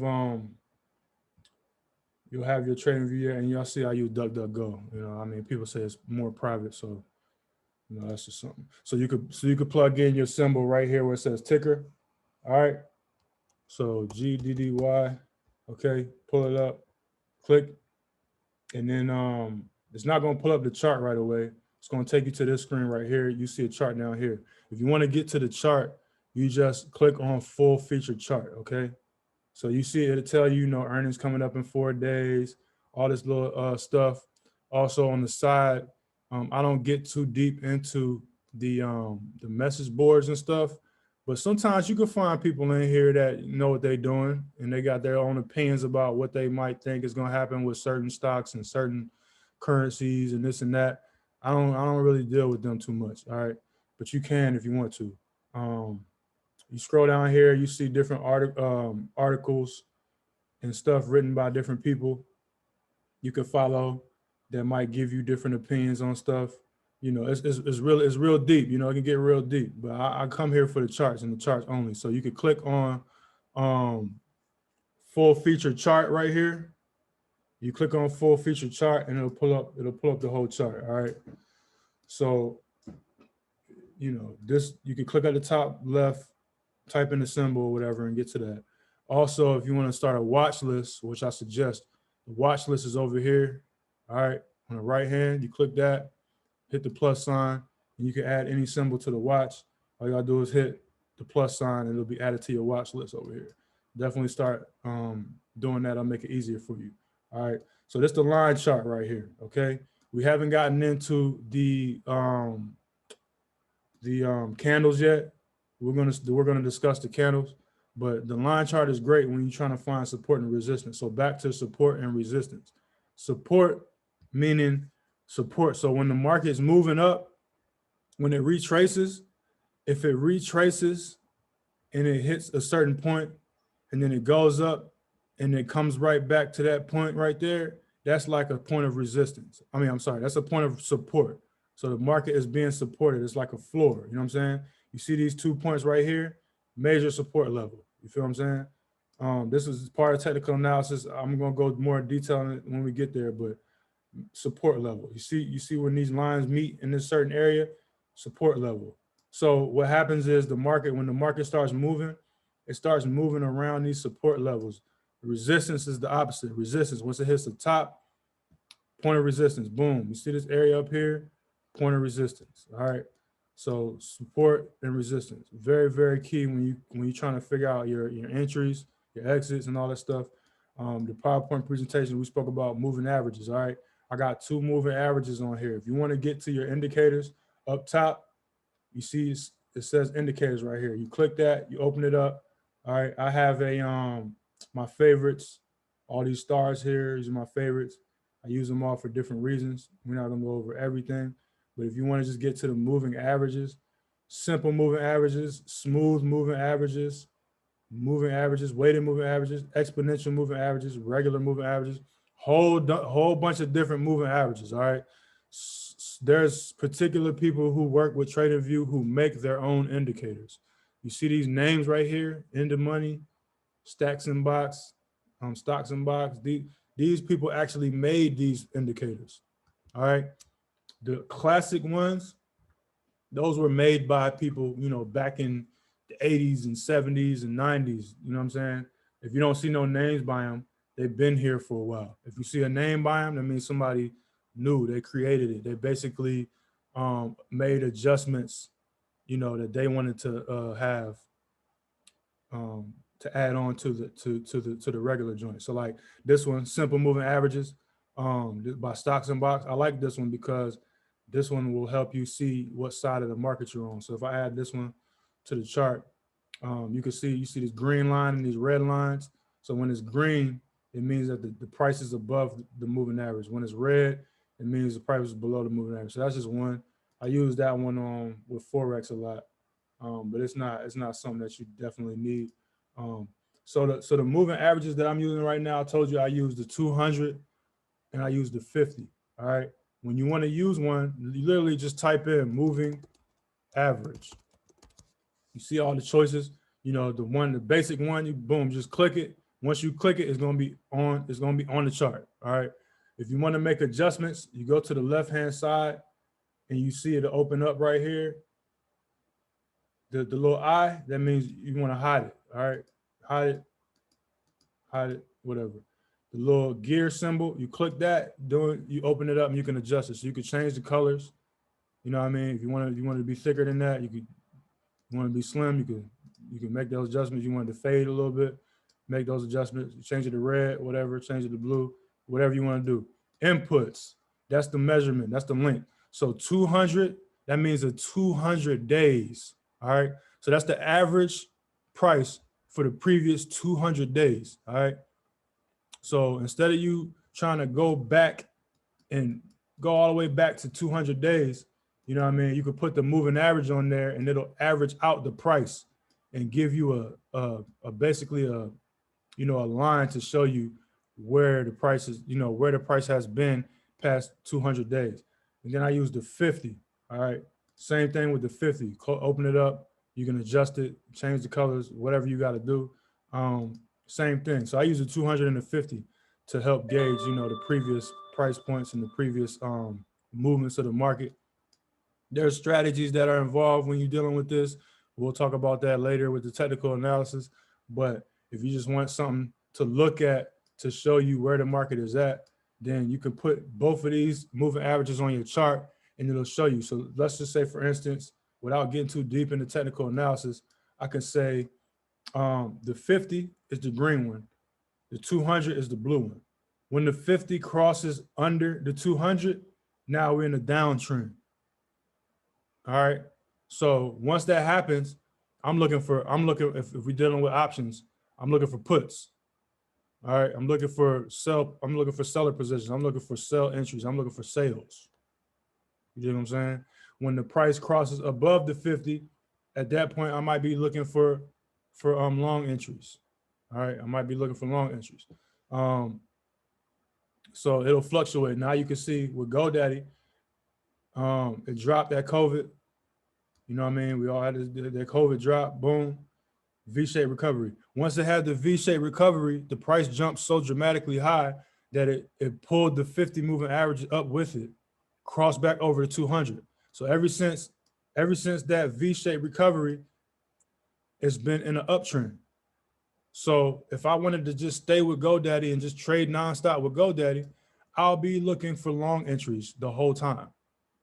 You feel what I'm saying? This is how you make sure that you're on the right side of the market. This goes into the risk management as well. All right. So you're minimizing your risk by staying on the right side of the market at all times. You're going to know if you're on the right side of the market if you're using the moving averages the right way. So when the moving average, if the 50 is above the 200, then you're looking for long entries. If the 50 is below the 200, you're looking for short entries. Keep it simple. All right. Now, obviously, you see back here where it crossed over a little bit and went under.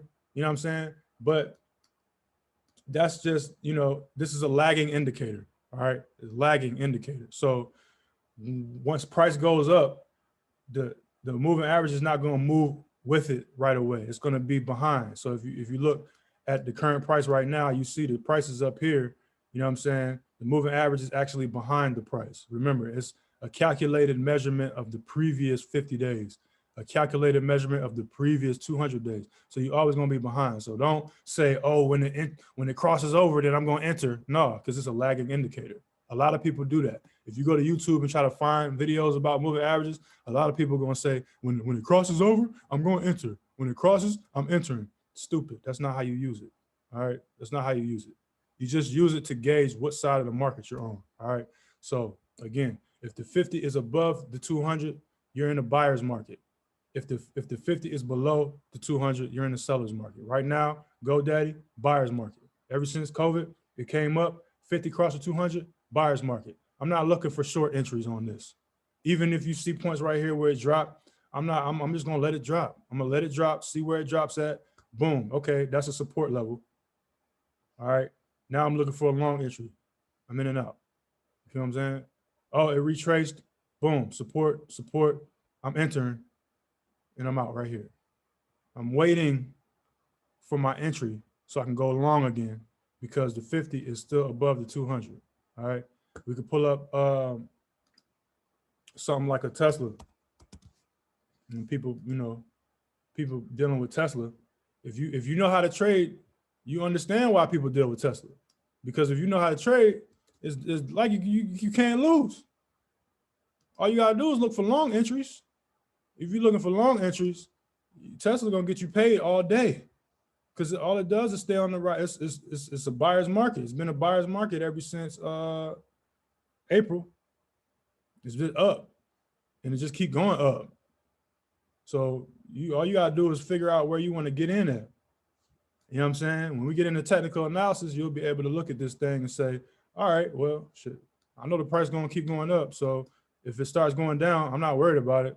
I'm just gonna wait for it to turn back around. I'm gonna enter in, boom, and exit. I made my money. I'm out. So we talking about making a living off of trading. This is what you really want to get yourself in position with. You know what I'm saying? You want to look for these winners. Yesterday I went live and I talked about SPY. SPY, constant uptrend. Constant uptrend.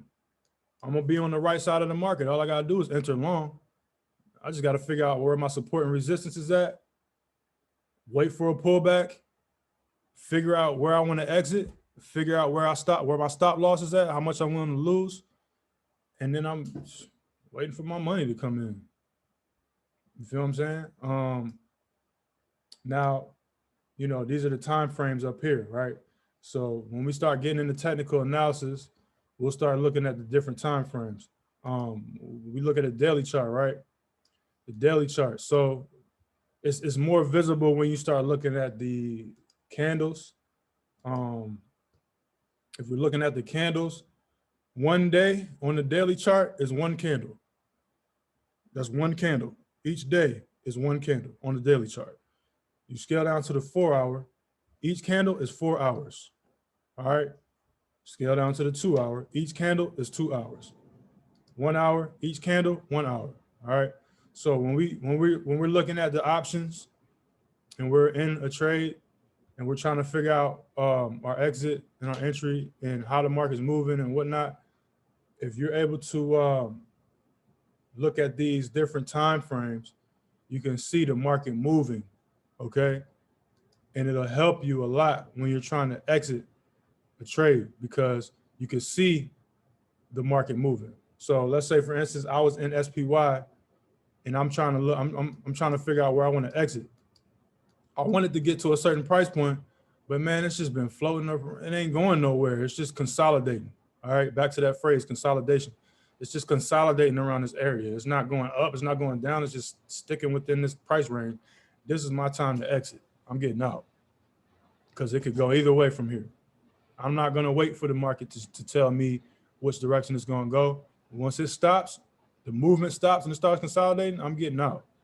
And then I'm going to wait for it to decide where it wants to go at that point. All right. There was another phrase in our previous PowerPoint where we talk about breakouts. Breakouts, right? This is a consolidation phase right here. The market is consolidating within this price range. We're waiting for it to break out of this price range. So once it breaks out of this price range, now I know, exactly what direction it's going to go. So I'm waiting for a breakout before I enter this trade. All right. And this is part of technical analysis. We're going to get deeper in. But I just want y'all to see TradingView so that you can have somewhere to go to when you're trying to figure out your movements. So alerts, right? We want to talk about alerts, setting price alerts. So you know where you at, you know what trade you want to get into. You're dealing with GoDaddy. You know the earnings calls in 4 days. You already got your profit calculator out, and you see where you want to exit. You see where you're willing to risk, your stop loss and whatnot, and where your strike price is currently, right? Let's say, for instance, all right, I've seen the options profit calculator, and I'm willing to lose. I'm willing for the price to get down to $86 because I know when it gets down to $86, yeah, I put $500 in, but I only want to risk 100. So on the options profit calculator, it says negative 100 at $85. I can go here. You see this little plus sign right here? You know what I'm saying? We go down to $85, you know what I'm saying? And find it and click the plus sign. Add alert. All right. So you can add alert for your indicators. So when price touches your indicator, you can add alert for that, or you can add an alert for when it hits a certain price point. Click add alert, and your alert is there. Okay. If you want to adjust your alert, you can just move it, and this will pop up, right? So you can now you can program it. Okay. Condition, GoDaddy, volume, these are the indicators or whatever. But this is GoDaddy. We're focusing on GoDaddy. We focus on the price. All right. Crossing, cross up, cross down, greater than, less than, entering channel, inside channel, outside channel, moving up percentage. You can figure that out. All right. We want crossing for price. Okay. Value, price point. We say $85. We want it to be $85. Boom. Now it's set at $85. Okay. Options, only once. You wanted to ring only one time? Okay, cool. You wanted to ring every time it hits 85? Because sometimes price will hit 85, then jump down, then it'll go right back. You know what I'm saying? You can select it at every time if you wanted to do it like that. If you select it only once and it hits that price point, then your alert will go off and it's done. It's erased. So you have to make that decision. Set your expiration time. All right. Make sure your expiration time is far out so that way it doesn't expire before it gets to the certain point where you give yourself time on that. And then your alert actions or whatever. So you want to notify yourself. TradingView also has a phone app. You can literally download the app onto your phone. And if you select your alert, and it'll notify you on the app. Just make sure your notifications are on. So that way you'll know, you'll hear it. And it'll get a notification to pop up on your phone. You can pull it up on your phone. So there is an app for TradingView. And you can do all this stuff on your phone app. It's not just for desktops only. All right. You can pull this all this stuff on your phone. Indicators, everything. All right. If you wanted to send yourself an email, you can do that. And also you can send yourself a text message down here.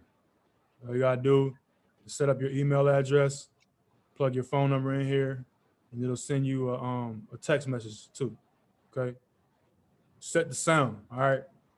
You got your sounds in here, whatever sound you want. You want it to ring multiple times. You know what I'm saying? You can ring multiple times.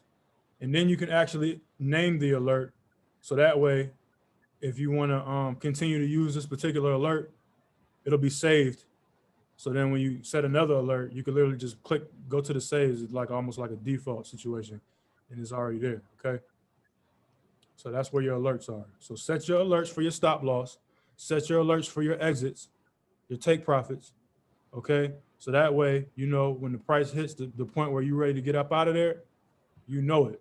So you ain't got to sit by your phone and just keep checking it over and over and over again. You got the alert set. You can leave it alone. That's what the pros do. All right. I see you got some people in the chat. Does DuckDuckGo a VPN? No, it's not. It's just a regular search engine, just like Google. It just gives you more privacy.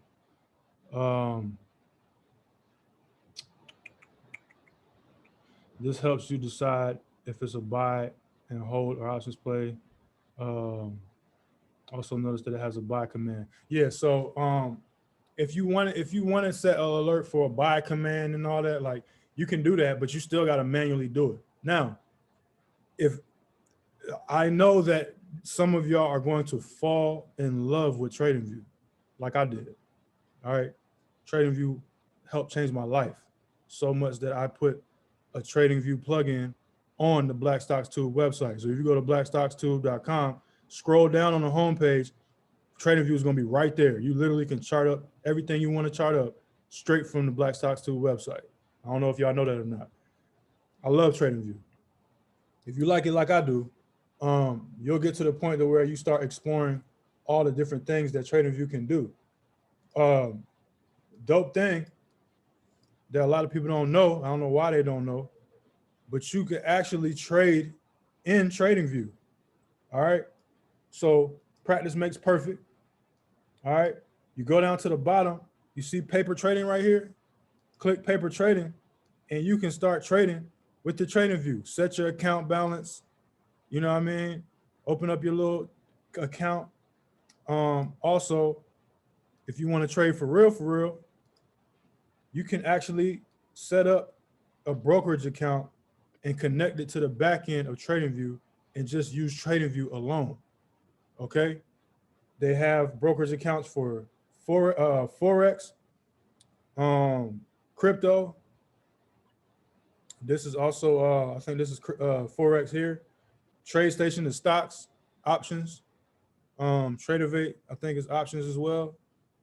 All these brokerages you can sign up for free, and you can actually plug them into your TradingView backend and trade in TradingView. Okay. For those of y'all who want to understand stop losses and entries and all that, these are your tools right here on the left-hand side. All right. You see these tools? Explore these tools. Okay. I got my indicators. Your trend lines. We talked about trend lines. Boom. Here's your trend lines. You know, we'll get into this when we start talking about technical analysis. Your trend lines here. You know what I'm saying? All your measurements here. You can text, you know, write your little messages. You know what I mean? You can write your messages on here and just boom, let yourself know what you're thinking about doing, your setups. If you want to take a photo, boom, take your photo, save the image, save it, put it in your files, print it out, whatever the case may be. If you want to change your look, you can change the background. I got different settings on mine. You know what I'm saying? I like using different things for different reasons. You know, black background, white background, whatever, you know what I'm saying?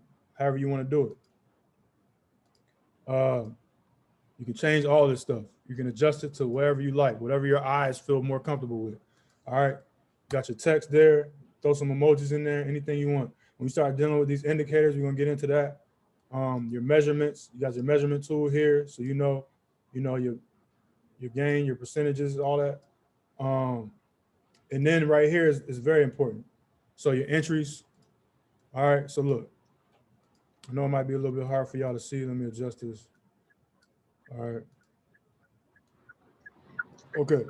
You're talking about measuring your risk and reward, right? This was it right here. On the left-hand side, you see this? You can open this up. You can see long position, short position, forecast, date range. You know, all this type of stuff is important. So let's just say, for instance, we wanted to go long on GoDaddy, right? I would have pulled this out. You see my strike price right here. Boom. Strike price right here. My stop loss. I'm only willing to lose this much. Okay. My take profit is right here. Boom. You know what I'm saying? That's what you see. All right. When you start looking at the pros, this is what they use. Okay. So now when the price starts going, you can see the price fluctuating inside this box. Okay. You can see price fluctuating inside this box. If it starts to go against me, it gets closer. I'm in the red, you know what I mean? And it hits my stop loss. Boom, I'm out of there. So now if you wanted to program this thing and start working with the paper trader, you could plug in the paper trader, and let's say I can do a demonstration for you, but the market isn't open, so it's not gonna move. So it really don't make no difference if I did it right now. But paper trading, I could set up my paper trading account. Let's say I want to deal with 10 grand. I got 10 grand in my real account, so I put 10 grand in my paper trading account. Now it's easy for you to do your calculations. So boom, right click. I have to open up my paper trader. Hold on one second. Trading panel, paper trading. Boom. Let's say, for instance, I want to adjust my paper trading settings to $10,000. All right, I got 10 grand in my joint. Okay. Boom. So I'm here. I got my strike price here. I want to go long, put my strike price here. This is my take profit up here. I want my stop loss to be like right here. You know what I mean? Boom. Just to make sure that my numbers are right, I can right click, create limit order. Boom. It opens up the side right here. A lot of numbers right here, right? You see this percent risk? This is what we're talking about. 2% rule, 1% rule. Just plug it in. Boom, 1%. Plug it in, 1%. All right. That'll let me know how much money I'm dealing with, okay? So now I got $10,000 in my account. It let me know, boom, I'm risking $99.99. All right. My stop loss is set. If it reaches my stop loss, I lost $99.99. This is the price where I'm going to lose at. All right. My gain, my exit, $88.38. How much am I going to make potentially? $300, $343.40. It's all right here. So you ain't got to go crazy with the calculators and all that. TradingView will actually help you with this. Okay. If you set up the paper trading account, put the amount of money that you already got into the paper trading, and then you can put your percent risk right here. So that way you can see your money for real. Okay. You want to go with 2%, boom, 2%. 2%, boom, already calculated. Now $200 I'm risking. All right.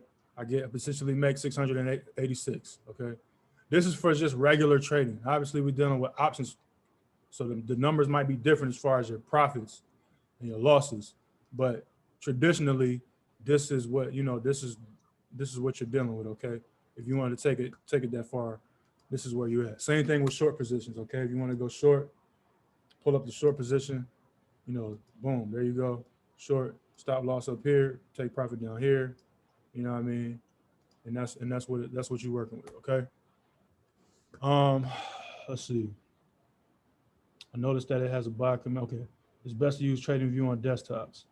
Also, I can watch here's the link from last class pin. I haven't checked yet. Yeah. So the last class is in the back end. All right. Class number 1 is in the back end in the members area. Okay. This class is recorded. It will be in the back end shortly.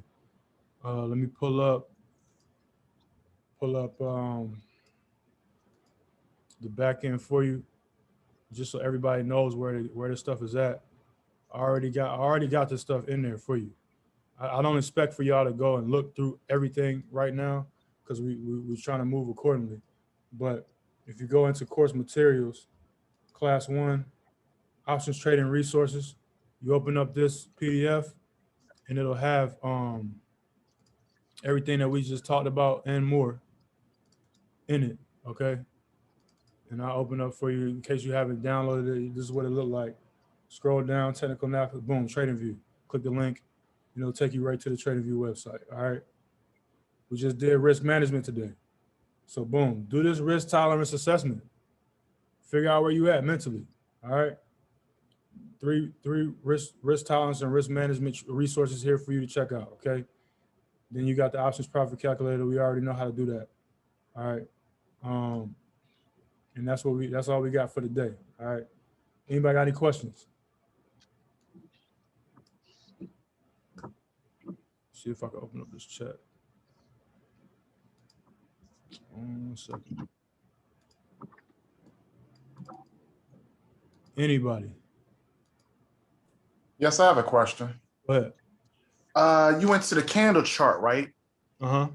I missed something that you said. You said something about one candle equals 1 day, and some about like 1 or 2 hours or something I missed after that though, that you said about the candles. So, all right. So you at the top right here, right? You see these time frames, right? 5 minute, 15, 30 minute, 1 hour, 2 hours. You hit the little drop down, pull up all your time frames right here. Okay. Whatever time frame you choose, if you're dealing with candles, each candle will represent whatever that time frame you chose. Okay. So right now I'm on the 4 hour time frame. This is the chart, 4 hour chart. Each candle on this chart represents 4 hours of price action. Okay. No. So this one candle right here, that's 4 hours of price action. All right. If I wanted to go down to 15 minutes, each candle represents 15 minutes of price action. And there's a timer. So when the market is open, right beside the price right here, you'll see the countdown. It's going to be a countdown right here, starting at 15 all the way down to 0. Once it hits 0, a new candle will open and the new time frame will start. Gotcha. Okay. Right? What about the colors? You can change the color. So you just go to the gear up here, open it up, boom, body. You know what I mean? You might not know these terms. We're gonna go over these terms when we get to technical analysis. You can change all of these colors, and you can make this chart look however you want it to look. Okay, I didn't know. I thought the colors maybe represented something else. I didn't Yeah, know. so the colors on my chart particularly, the green represents you know, the price is going up. Red represents the price going down. Got you. That's how I got my situation. Okay, appreciate it. No problem. Anybody else? Question? Yeah, I have a question, Mill. Go ahead. The ends that are sticking out of those candles, is that where it was supposed to go and it just didn't go? Like if you look at the chart, how some of the candles have a little wick on the end at the bottom or the top. What Yeah, that little wick mean? yeah, we're gonna get to that when we get into technical analysis. But basically, Okay. what that means is price reached that particular point, but it might have closed. So like let's say for instance, the open and close of the candle, right? When the candle opens at a certain point and when the candle closes at a certain point. So this red candle, for instance, we talking about this red candle, this big red candle right here.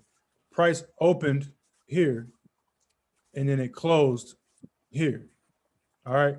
The wick represents the price reached this point, but then it closed here when the time frame closed. So this is a 4-hour chart. When it hit the 4-hour mark, it closed right here. You feel me? Yes, price reached down to this point, but it actually closed right here when the time frame was over. New time frame opened. It opened here, reached all the way up until this point, and then it closed here. You feel what I'm saying? So we're gonna get into all that stuff with the wicks and the bodies and all that when we get into technical analysis. Okay. And when you on the line chart, you know, the line chart is not going to give you that much detail. The line chart is just going to go in a direction. You know what I'm saying? So with the line chart, the price might have went all the way up here, but then you ain't going to see that on the line chart. When the price closes, it's going to be curved. You know what I'm saying? How long ago was that? Carter, go ahead. Yeah, I saw where you talked about the loss. You don't want to lose no more than 1% or 2% based off of the conversation that you had earlier. Yeah. What about profit? I don't know if I missed it or not, but is your profit calculated the same way, or do you want to, you know, make sure your profit is calculated at 3 times whatever your loss will be? Nah, so you want to go off of you never do that. Never do that. You have to just go off of the market in particular. Let's look at GoDaddy, right? So I'm on optionsprofitcalculator.com and I'm looking at options. Let's say, you know, this is just an example, whatever, strike price 620. I got one. So okay. All right. So this it cost me 620. So I'm assuming that if I'm gonna jump into this trade, then you know that's 620 that I'm spending. It better not be more than 2% of how much my total account value is. All right. If we're going to stick to our risk management principles, then that $620 better not extend past my 2% mark for my entire account. All right. So let's just say that I'm within that range. All right. I pull up the profit calculator and I already know, because I already did my analysis through fundamentals with the news. I went to Market Insider and I looked up GoDaddy, and I'm looking at the other analysts and I'm seeing what they're talking about. Analyst opinions for GoDaddy. This guy's saying price should be at 100. This guy's saying price should be at 83. I trust Rosenblatt. I've been looking at his articles. His articles make more sense to me than this guy. So I think I'm gonna go with this $100 price range. Cool. I pull up the profit calculator and I see that 100 is way out of my thing, but I don't know that it's gonna reach 100 by the time my contract expires. But if they say that it's gonna go that high, it might get close. I have to decide what I'm comfortable with. So if I put $620 at risk, what is a good percentage for me to walk away with comfortably? I might be okay with taking 24% return on my investment. I might be okay with taking 10% return on my investment. You have to decide what that number is. If you think that the price is going to fluctuate to the point to where the price is going to go up $4 according to your event or whatever the case may be, then maybe you're comfortable with taking that. So if the price reaches $90 at any point, I don't really care where I'm at. According to the profit, I'm looking at the price. So if back to the chart, so if price reaches $90, then I put my alert at $90. All right. And I know that if price reaches $90, don't matter what day I'm on, I told myself that I was going to take that and I'm going to accept that because I don't know if price is going to go beyond 90. So I think it's going to hit 90. If price hits 90, I'm going to take my profit, whatever it is, and I'm going to walk away happy. All right. As far as losing money, I don't think price is going to dip below $86. So if price gets to $86, it don't matter where I'm at here. I got to get out of that trade. I got to get out because I told myself if it goes below this and it hits 86, I got to get out, man. That's my rule. That's what I'm sticking with. Okay, so is there so there's a rule for loss, but I guess what I'm asking is there a rule for profit? Yeah. So or a rule or strategy, I say, it's not predicting necessarily a particular strategy involved. It's just that you know that you put $620 at risk.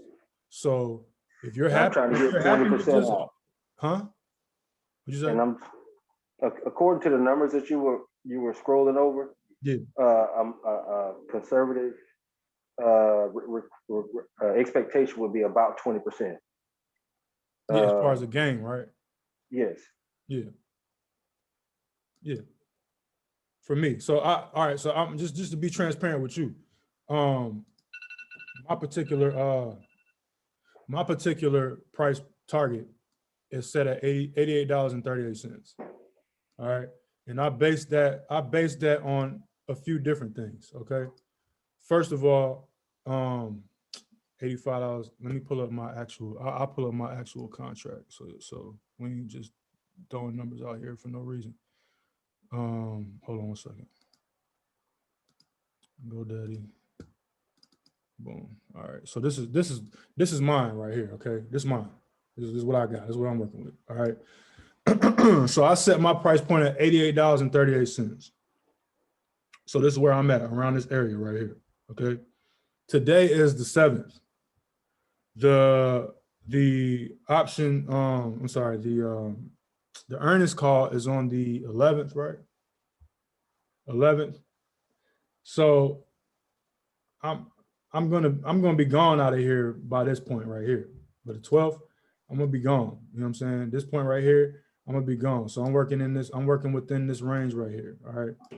Whatever move I'm gonna make, I'm probably gonna make that move within this range right here. Okay. And my price target is set at $88.38 according to how I feel in particular, the news that I've gathered, and a particular fundamentals measurement that I use called a Fibonacci extension. I'm gonna teach y'all all of this stuff, right? Okay. So I put the Fibonacci extension on here. I went from swing low to swing high. All right. And I know that once price reaches the 50% level, it starts to move back up. If it starts to move back up, a real good entry would have been right here, but I didn't start doing research until later on. So I know that since I came in late, I'm not going to go past the 100% level. Price already reached $88 in the past. It was already at $88 on December 20th. And you got earnings coming up. I know it's going to get at least to 88. More times than not, it's probably going to go past that point. But I'm conservative. I'm not greedy. I'm going to be happy if it reaches the previous high. So I got the Fibonacci 100% level set at $88.38. Plus the news that I've gathered told me there's nothing but good news going on around here. So I know that it's going to go up. Once it hits $88.38, regardless of where I'm at as far as profit is concerned, I'm taking that and I'm getting out. Okay. So Okay. you got to take the dates here, and then you let yourself know what day you willing to hold on for. Yeah, the expiration date is way out here, but I got this contract based off of the earnings call. So if the earnings is around this date, then I'm banking on getting out of here before or on this day. My goal is to hopefully get the price up to this point to where it reaches my target before this date, because my contract is even more valuable. You know what I'm saying? And I'm gonna give somebody else the opportunity to purchase those shares at an $85 strike price, even if the price is at 90 something dollars. That's my gift to them. I put the work in for them. You know what I'm saying? So I I get mostly get it. you understand that? What part of that Yeah. don't you get, so I can? I messed around and looked up there that says the break-even price would be at 85. So Yeah, so break even, like the break even price can the break even price is what it is, but I mean I think you might have seen something wrong. So my strike price is 85. All right. My strike price is 85. Remember, when you're dealing with the options profit calculator, you might not get the exact contract that you know what I'm saying, that you have, you know what I'm saying, because of these bid and ask prices might be different. So you might not get the exact strike price.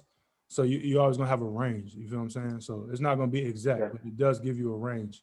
So if that's what you got confused on, then that's probably why. But yeah, so I'll go here, I set my targets here, I put my alert is already set. I don't have to sit here and look at the chart all day. I literally can just wait until price hits my target. Once my alert goes off, I'm pulling on my Robinhood, I'm getting out. All right. Appreciate it, man. Yeah, no problem. Hey, I got a question. Your 50-day and 200-day, where you go get that line from? So you go up to the top right here, you see indicators right here. Yeah. Click on indicators, and then you open up the indicators and you just go to moving average. So if you want to get exactly what I have the regular moving average. So type in moving average, all right, Okay. and you just click it. Once you click it, it's on your chart. Okay. Oh, And so then, if you got to type it in on and click it at the same time? no, I mean you just search it. You just search it right here. If it didn't Okay. pop up already, just search it, and then once it pulls up, then you find moving average, and then you can put you can make it a favorite as well, so it's easier for you to find in the future. But just click it. Once you click it, it's on your chart, and then once it gets on your chart, then you can go and hover above it. This little area over here should be closed, so you hit the little arrow, it'll drop down. You hover over it, you see the little gear symbol. Click the gear symbol, and then you can personalize it to your colors or whatever. And then you see inputs, click inputs and make sure that it actually says 200 right here. Okay. All right. And then I have the 50. So I use the smooth moving average for the 50. You can go to indicators and you type in smooth moving average. All right. And then you click on that, and that'll pull up on your chart, and then you hover over the gear, make sure it says 50, and then you can change the colors however you want to change them. All right. Oh, okay. All right. So the reason why I use the smooth instead of the regular, because the smooth is sometimes when you deal with the smaller time frames, the line will be like a little bit more rigidity because it'll actually calculate the actual price movements. If it's a lot of movement in that particular stock, then the line would be ragged. So if you smoothing it out, you know what I'm saying, it'll average it out and make it smoother. It's just a look. It ain't really nothing too crazy. It's just whatever. They all do the same thing. Oh, okay. All right.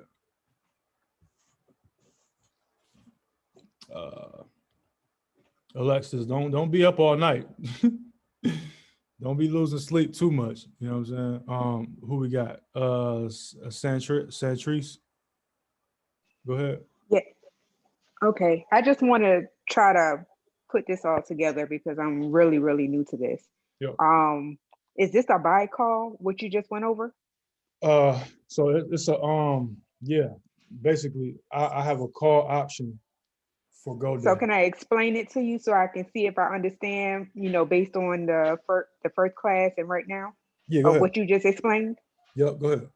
Okay, so you looked up the stock GoDaddy, and then there's a share price. But you want to purchase something, you want to find a strike price that's underneath the share price.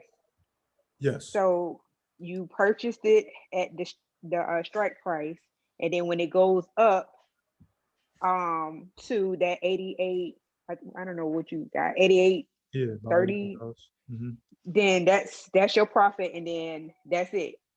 No, so that's that particular price isn't my profit per se. That is the price point that I'm willing to live with when it comes to profit. So I did my research, all right. I used my my earnings calendar. I went on to, whatever media websites I could find, gathered up all the information I could find. Everything looks good. I didn't see nothing negative at all. All right. Okay. And then I went to Robinhood and I opened up GoDaddy and I looked to see what options are available. Okay. I know that Right. the earnings call is let me get this out of the way. I know that the earnings call is let me make sure because I'm now mixed up. The earnings call is on the 11th. I know that. All right. I want to make sure I get something that's past the 11th because I don't want to get to the point to where I have to sell my contract the day of expiration because it ain't gonna be worth nothing. So I want to get something that's extended past the 11th. So I'll look at February 19th or March 19th, whatever the case may be. Okay. I want to get a strike price that is below the current share price so that I'm Right. in the money. Right. Most profitable contracts. All right. I open up the contract. I see the implied volatility. I got my delta. My theta looks good. Everything looks okay. I plug these numbers into my options profit calculator. All right. Try to find the exact contract or something close to it. All right. Pull up the actual 1 second. Did I close that? Yeah, I think I closed it. Hold on. I'm gonna pull up my contract. Pull up the actual numbers, okay? And then I have to sit here and gauge where I think the price will reach, all right? When we get into technical analysis, I'm gonna show you a few tools that you can use to help you get your profit targets, all right? It's another indicator on here. A lot of people who work on the trading floor on Wall Street, they don't really do that too much nowadays, and everything is like virtual and on the computers now. But at one point, it was hundreds of people on the TradingView, on the trading floor in Wall Street, yelling and shouting and pointing fingers and doing all that. I'm sure y'all probably seen it. They don't do that as much now. You know what I'm saying? But all of the people that do that and execute those trades for these big trading firms, they use particular indicators. All right. Most of the time today, these traders, the young guys, the people who are trying to get into trading, they know about these indicators, but they don't use them because it usually depends on who your mentor is. If your mentor ain't too keen on it, they don't really push it that much, then you ain't really gonna see much value in it. I see a lot of value in it because it helps me find support and resistance. So I could tell you now, but we're gonna get into more detail about it when we get into technical analysis. Go up to the indicators and look for pivot points standard. All right. Pivot point standard. All right. I think it's in your course material as well. But again, we're going to go over this when we get into technical analysis. All right. So you pull out the pivot point standard and you can actually do a daily, weekly, and monthly average on the opening price, the closing price. They take those two numbers together, they average them out, and then they get a pivot, right? So basically what that is it's letting you know that the previous day is determining what might happen today, okay? So they'll take the numbers of the previous close, the previous open, They'll average them out with a particular formula, and they'll get a pivot point, and then they'll have these points mapped out. So let's say, for instance, I have a contract that expires in 2 weeks or a week. Then I might look at the pivot points weekly. All right. Boom. It'll pop up on here and it'll have these lines. All right. So the P is the pivot point. All right. R is resistance. Support is support. So S1 is support level 1. R1 is resistance level 1. And the P is the pivot point. Okay. A lot of times, price will fluctuate up through this pivot point at some point during the day. Sometimes it'll miss completely, all right? But you can use these as support and resistance levels. So you see it reached the resistance level up here, price, and then it rejected it, all right? You see on the second one, it reached the support level 3, you know what I mean? And then it rejected it. You see on the last one, it's on its way up to resistance level 1. Coincidentally, resistance level 2 is right around my Fibonacci 100% level, and it happens to be at the level where I'm comfortable taking profit.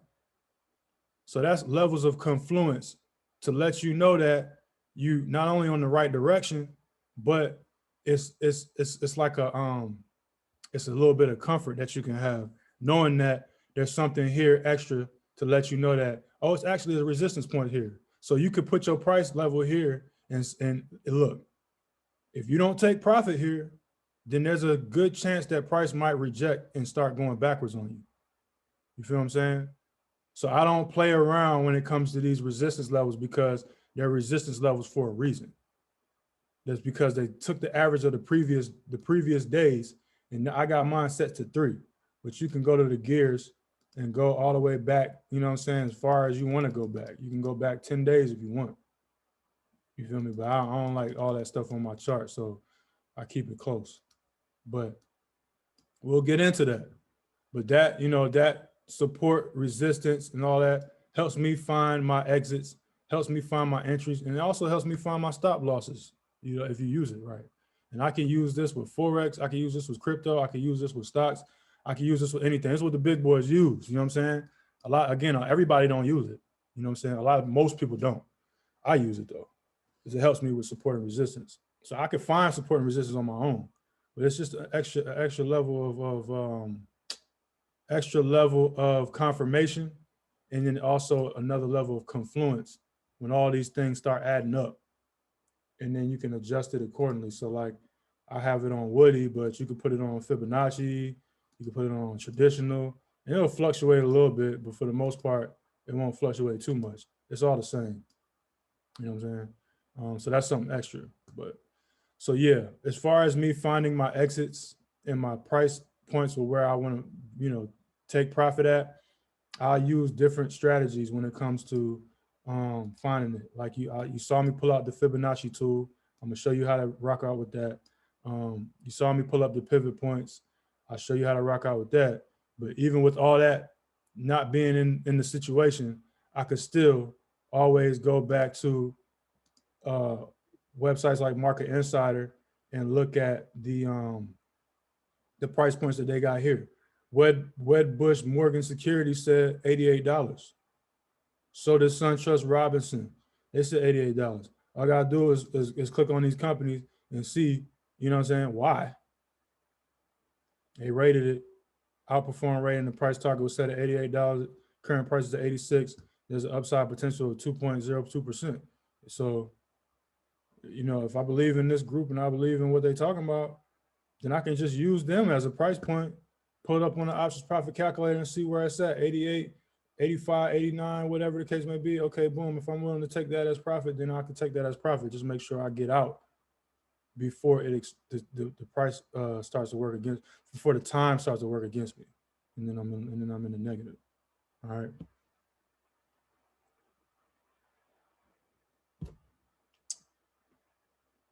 I hope I answered your question. Just one more question with when you say get out, is there another process that you have to do in Robinhood in order to get out, or once you set up the buy call, that's it? No, so when you're in the trade and you actually have the contract, you actually have the contract, you have to go in here and you have to execute that in the platform. So this is my contract right here. You can see I'm up $110. So I mean, to be honest with you, I might just sell tomorrow. For real. You didn't even hit my price point, but I'm cool with that. So if you want to get out of this, you know, you sell to close. Boom, one contract. Boom, I walk away with $620. Review order, execute order, and then you get out of there. Thank you. All right, no problem. Who else we got?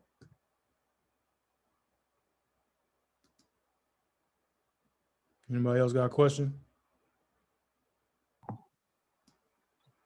Yeah, I got a question. Yeah, go ahead. So can you go over that pivot thing one more time? I didn't really Yeah, understand it. I'm gonna get into more detail with that when we deal with the technical analysis class. But if you want to pull it up on your indicators, just search pivot point standard, Standard. Okay. All right. and you'll plug it up. Also, there's a book that you can go to. I studied this book. Hold on one second. I'll pull this up. I studied this book. And if y'all like that and y'all believe in it, then I suggest you go and buy the book. Hold on. So now that we're in this trading game and we're all trying to make this money off of trading in the markets and stuff, you should check out Wiley Trading. Wiley Trading is a book publisher. All right. They got pretty much every kind of book you could imagine when it comes to learning how to trade and dealing with different strategies and whatnot. Wiley Trading, they got it all. So yeah, this book is on Amazon. I just Googled it right quick, but it's on Amazon. You could go mess with this candlesticks and pivot point trading triggers. Really good book.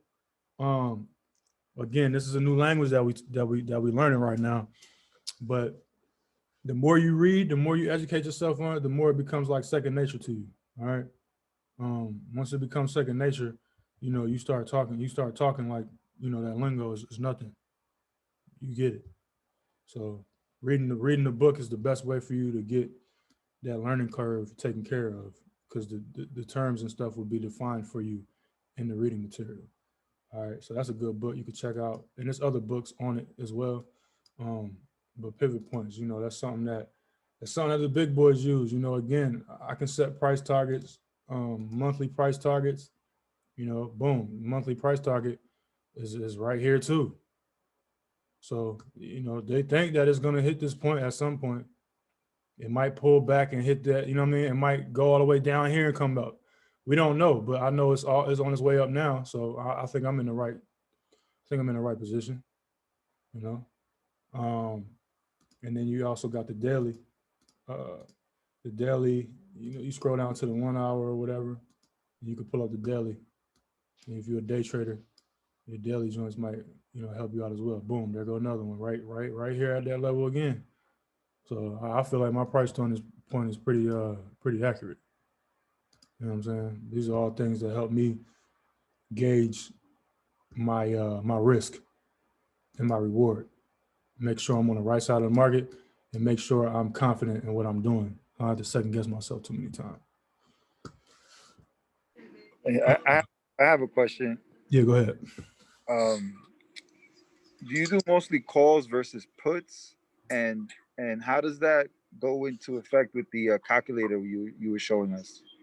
Yeah, so there's not one particular thing that I do more than the other, to be honest with you. It just depends on how I'm feeling. So right now, I want the economy to win. I want America to thrive.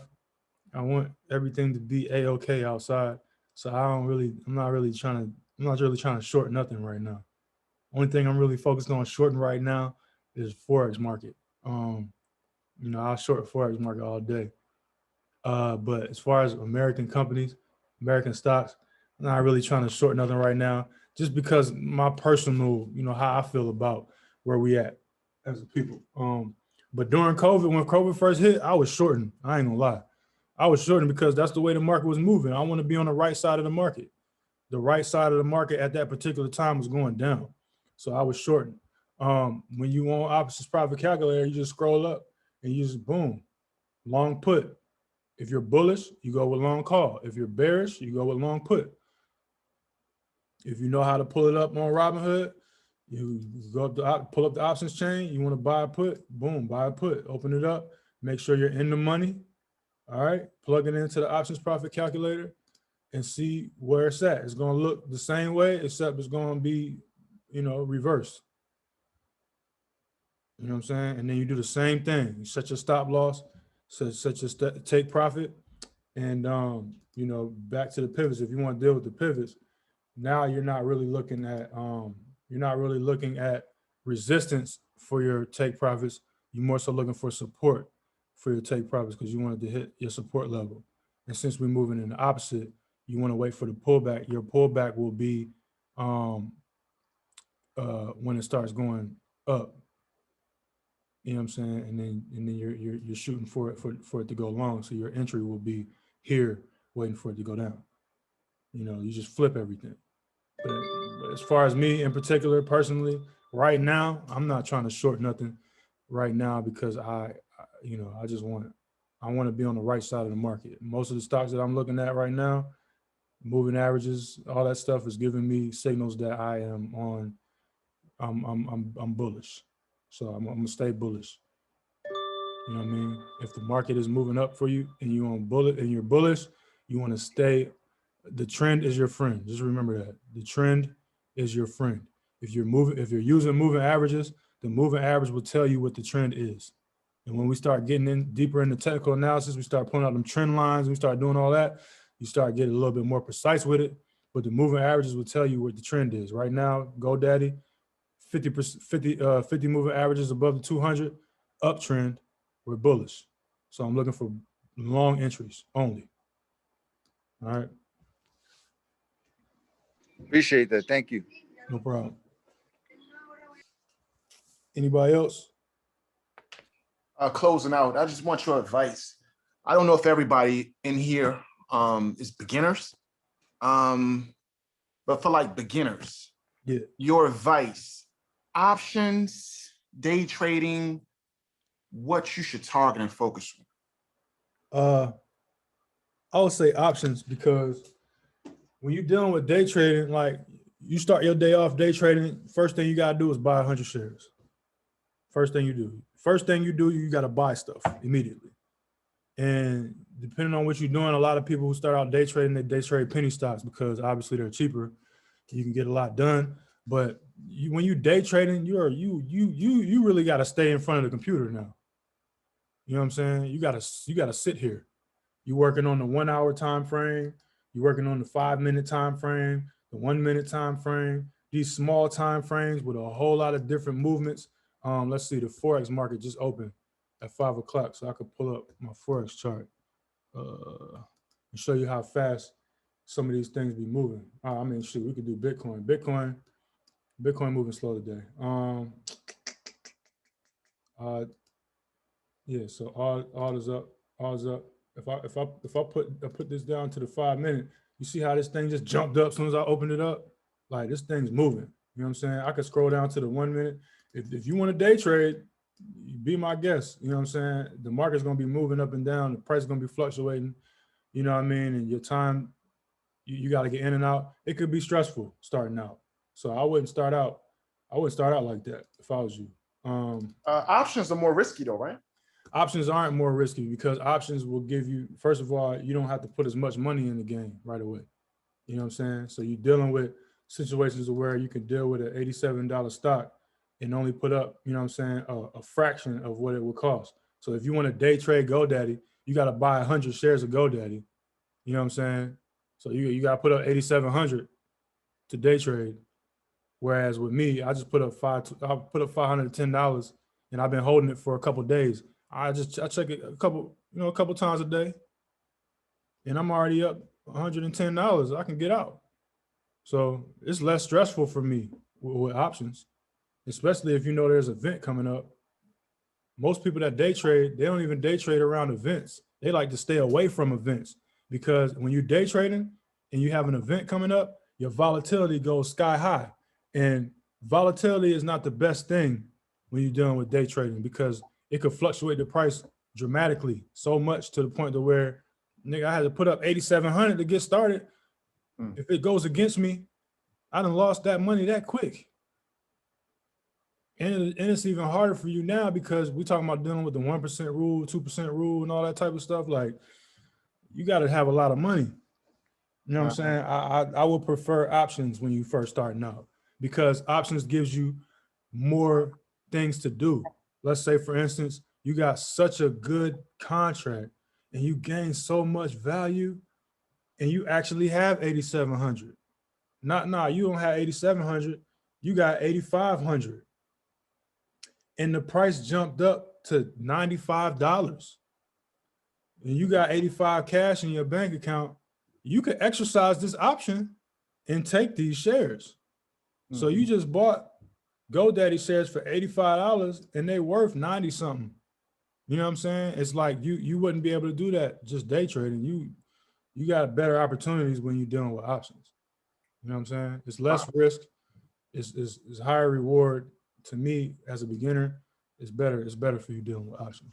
How soon can you get your return on the options though? It's like it seems like it's might be timed out for like a week or Nah, because you know, when you start dealing with technical analysis and stuff, it really just depends on where your entry is at, to be honest with you. You see this right here. I'm on a 15-minute time frame. You see this big jump right here? This happened. If we go down to the candlesticks, look, this is a gap. This happened overnight. So I might have bought this contract when it was here. I wake up in the morning, boom, look at the price. I didn't even see it. It just boom, just jumped up. Oh my goodness. I wake up in the morning to a present. I can just sell that thing and just keep it moving. So once it jumps, the next day you can automatically sell it. You can sell it at any point, right? Yeah, when the market opens, as long as the market opens, you can sell. Okay, I thought the expiration date you had to sell it by then. You have to sell it before the expiration date, yes. I mean, yeah, I'm sorry. You know what I'm saying? Yeah. But if you wait until the expiration date, it probably gonna expire worthless. Gotcha. Well, at that point, you got to exercise it and actually buy the shares. You know what I'm saying? So. Okay. And when you're selling it, who are you selling it to? Just another buyer? Yeah, you selling it to another buyer randomly. They randomly pick somebody who wants that position. So there's just a pool of people who all have an order out for that particular stock at that particular price. They'll just pick somebody and they'll just go to them. So I can set a option date for 30 days from now. If the market, you can set an option date for 2 years from now. Depending on the actuals. Look, I can go all the way to January 2023. So anytime that price would jump, you can automatically sell it. Yeah. Gotcha. Okay. Appreciate it. No problem. Anybody else? We're good to go. All right, well, we knocked out another 2.5 hours, man. I appreciate y'all. We in this Telegram group. If y'all got any questions, you can feel free to ask them in the Telegram group. No problem. Tomorrow's Monday, a new week to get paid. I hope y'all, you know what I'm saying? I hope y'all got y'all positions or at least an idea of where y'all want to be, what stocks y'all want to look at. I gave you the calendar, so everybody's aware of the events that are coming up this week. You know where I'm at as of right now. I'm only dealing with GoDaddy. I had Craft and I had GoDaddy. All right. Craft had an earnings day the same day as GoDaddy. Craft, I already hit my target on Craft before the week ended. I got out of Craft. I'm done. GoDaddy, I'm already in profit for GoDaddy. Depending on how the market opens up tomorrow, I might get out of GoDaddy too. So, you know, as far as that's concerned, that's where I'm at. I'm still looking around to see if there's another move to be made. I saw my man Andreas was looking at Nokia. I don't really see any events coming up for no kid. So I'm not really sure about that right now, but I keep my eye on it. A couple other people in the group brought out a few other ones that they was interested in. Zynga, yeah, we said we might rock with Zynga. We said we might rock with Zynga. Let me see the option that I was looking at for Zynga. Zynga's earnings call is on the 10th, which is Wednesday, if I'm not mistaken. So I'm looking at. I mean, it's so cheap. I almost have to do this. I pulled it up on the chart though. See, this is the thing with Zynga. It's in a level right now to where it's at an extension. All right, so I'm not really going to jump into this yet. So what I did was I set a price alert at $10.67. So if price starts to jump down, then I'm gonna start paying attention to Zynga. So when price gets below $10.66, I'm gonna start looking for an entry. I'm gonna see how far it dips. You know what I mean? I can pull out the pull out my my pivots. You see the resistance is up here, so it might jump up here. It might keep going, you know what I'm saying? But I'm not gonna get in right now because it's already on its way up. I would have liked to come in right here. You feel me? But I wasn't looking at that at the particular time. So right now I'm waiting to see what happens with this price. Can I ask you a question? I didn't mean to interrupt you. No problem. Why wouldn't you want to put a call option on it if it's going up? We don't want to get into nothing that's already on its way up because we don't know exactly where a new support level could be. All right. We want to get in here. You know what I'm saying? I mean, I'm sorry, resistance. We want to get in here, close to a support level. You see this right here? Look, this is part of technical analysis. I could see this without even doing all this. Boom, I put a line right here. You see that? Boom, boom, boom, boom, boom. All this resistance here. It finally broke through. Boom, boom, boom. Now, see, I want the price to come back here before I do anything. Gotcha. You know what I'm saying? If I get in here and I get a call option and it starts going against me, then I can only blame myself because I see the support level is clearly right here. This is a major level right here. So price might go back here before it takes off. You know what I'm saying? Yes, we're on the right side of the market, but since we're on the right side of the market and we're bullish, I'm looking for entries. This right here is not an entry. This right here is a taking profit level, to be honest. This is an entry. Even here is an entry. You know what I'm saying? I wouldn't enter here. I want to wait until the price comes down. So that's just me personally. You can try it if you want. You know what I'm saying? But and then I seen somebody say, oh, that could be a put. If I think, let's say for instance, oh, I think it's gonna go back to its support level. Let me get a put on the way down. Nah, I'm not doing that because now you're counter trend trading. All right. You would be counter trend trading if you got a put right here, thinking that it's gonna go down to the support level. You're not on the right side of you're on the side of the market to where it's telling you to be bullish. Why would you go bearish here? You know what I'm saying? The trend is your friend. Stick with the trend. The trend is bullish, so I'm going for bullish entries. This is not an entry. I'm gonna wait for it to retrace, and then I'm gonna enter to go long. All right. Don't counter trend trade. Some people are professional counter trend traders. All right. But we at the beginner level, we don't want to deal with that. So I could do day trading with this. You could day trade if you wanted to. I'm not telling you not to. I'm talking about this particular stock. Since it's going up, I can just invest in it and wait till it continue to go up and then get out the next day. You could. You could do that if you wanted to. Okay. You could do that if you wanted to. You know what I'm saying? I'm not gonna tell you not to do it. I'm just gonna tell you that you're gonna get more bang for your buck if you deal with the options.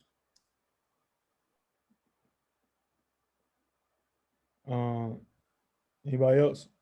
I have a question before we go. Since you just explained that, once we go back and look at our earnings calendar, should we select a company then that has already been up and then it has gone back down, and then we know the possibility of it going back up to do an options call? That's just part of your analysis. That's just part of your analysis. All right, we seen this one went up and it went down. There's nothing that tells us that this thing is not just going to drop completely. Again, you're dealing with businesses, so, and it's COVID. You know what I'm saying? Anything could happen. Like the CEO of GoDaddy could catch COVID tomorrow, test positive. That ain't got nothing to do with the company itself, but that might make people feel like they don't want to hold GoDaddy, or I'm sorry, Zynga. We're looking at Zynga right now. The CEO of Zynga could catch COVID tomorrow. It could hit headlines right before earnings. That ain't got nothing to do with the business operations at all. But people that hold Zynga long term, they might get scary and sell off. That will mess up your contract. You feel what I'm saying? So you can't just say, oh, well, it already hit $11 last week, so it should hit $11 again. It's all speculation at the end of the day. It's all speculation. So you want to limit your risk by using all of this stuff and putting it all together. So that's just a piece of it. That's just a piece to let me know that, okay, I can set my take profit at the previous high, you know what I mean, if I'm going to do this and be comfortable with taking profit at this level. But there's no guarantee that it's going to hit this point. It could just go completely against me and just drop all the way down to the bottom of the market tomorrow off of something that ain't got nothing to do with nothing. You know what I mean? So that's just part of, you can't just select the company and say, oh, it was here at one point, so it's going to go back. Let me get a call option and wait. Nah, you got to put all this stuff together.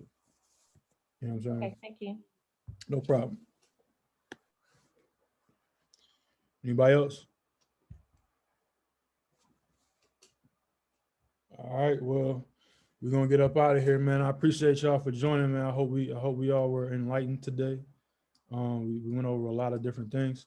And if you got any questions, again, you could just hit me in the Telegram group. And happy Monday. Let's get ready. Let's get ready for the week. All right. Have a good evening. I appreciate you. Appreciate you, man. Good luck. Peace.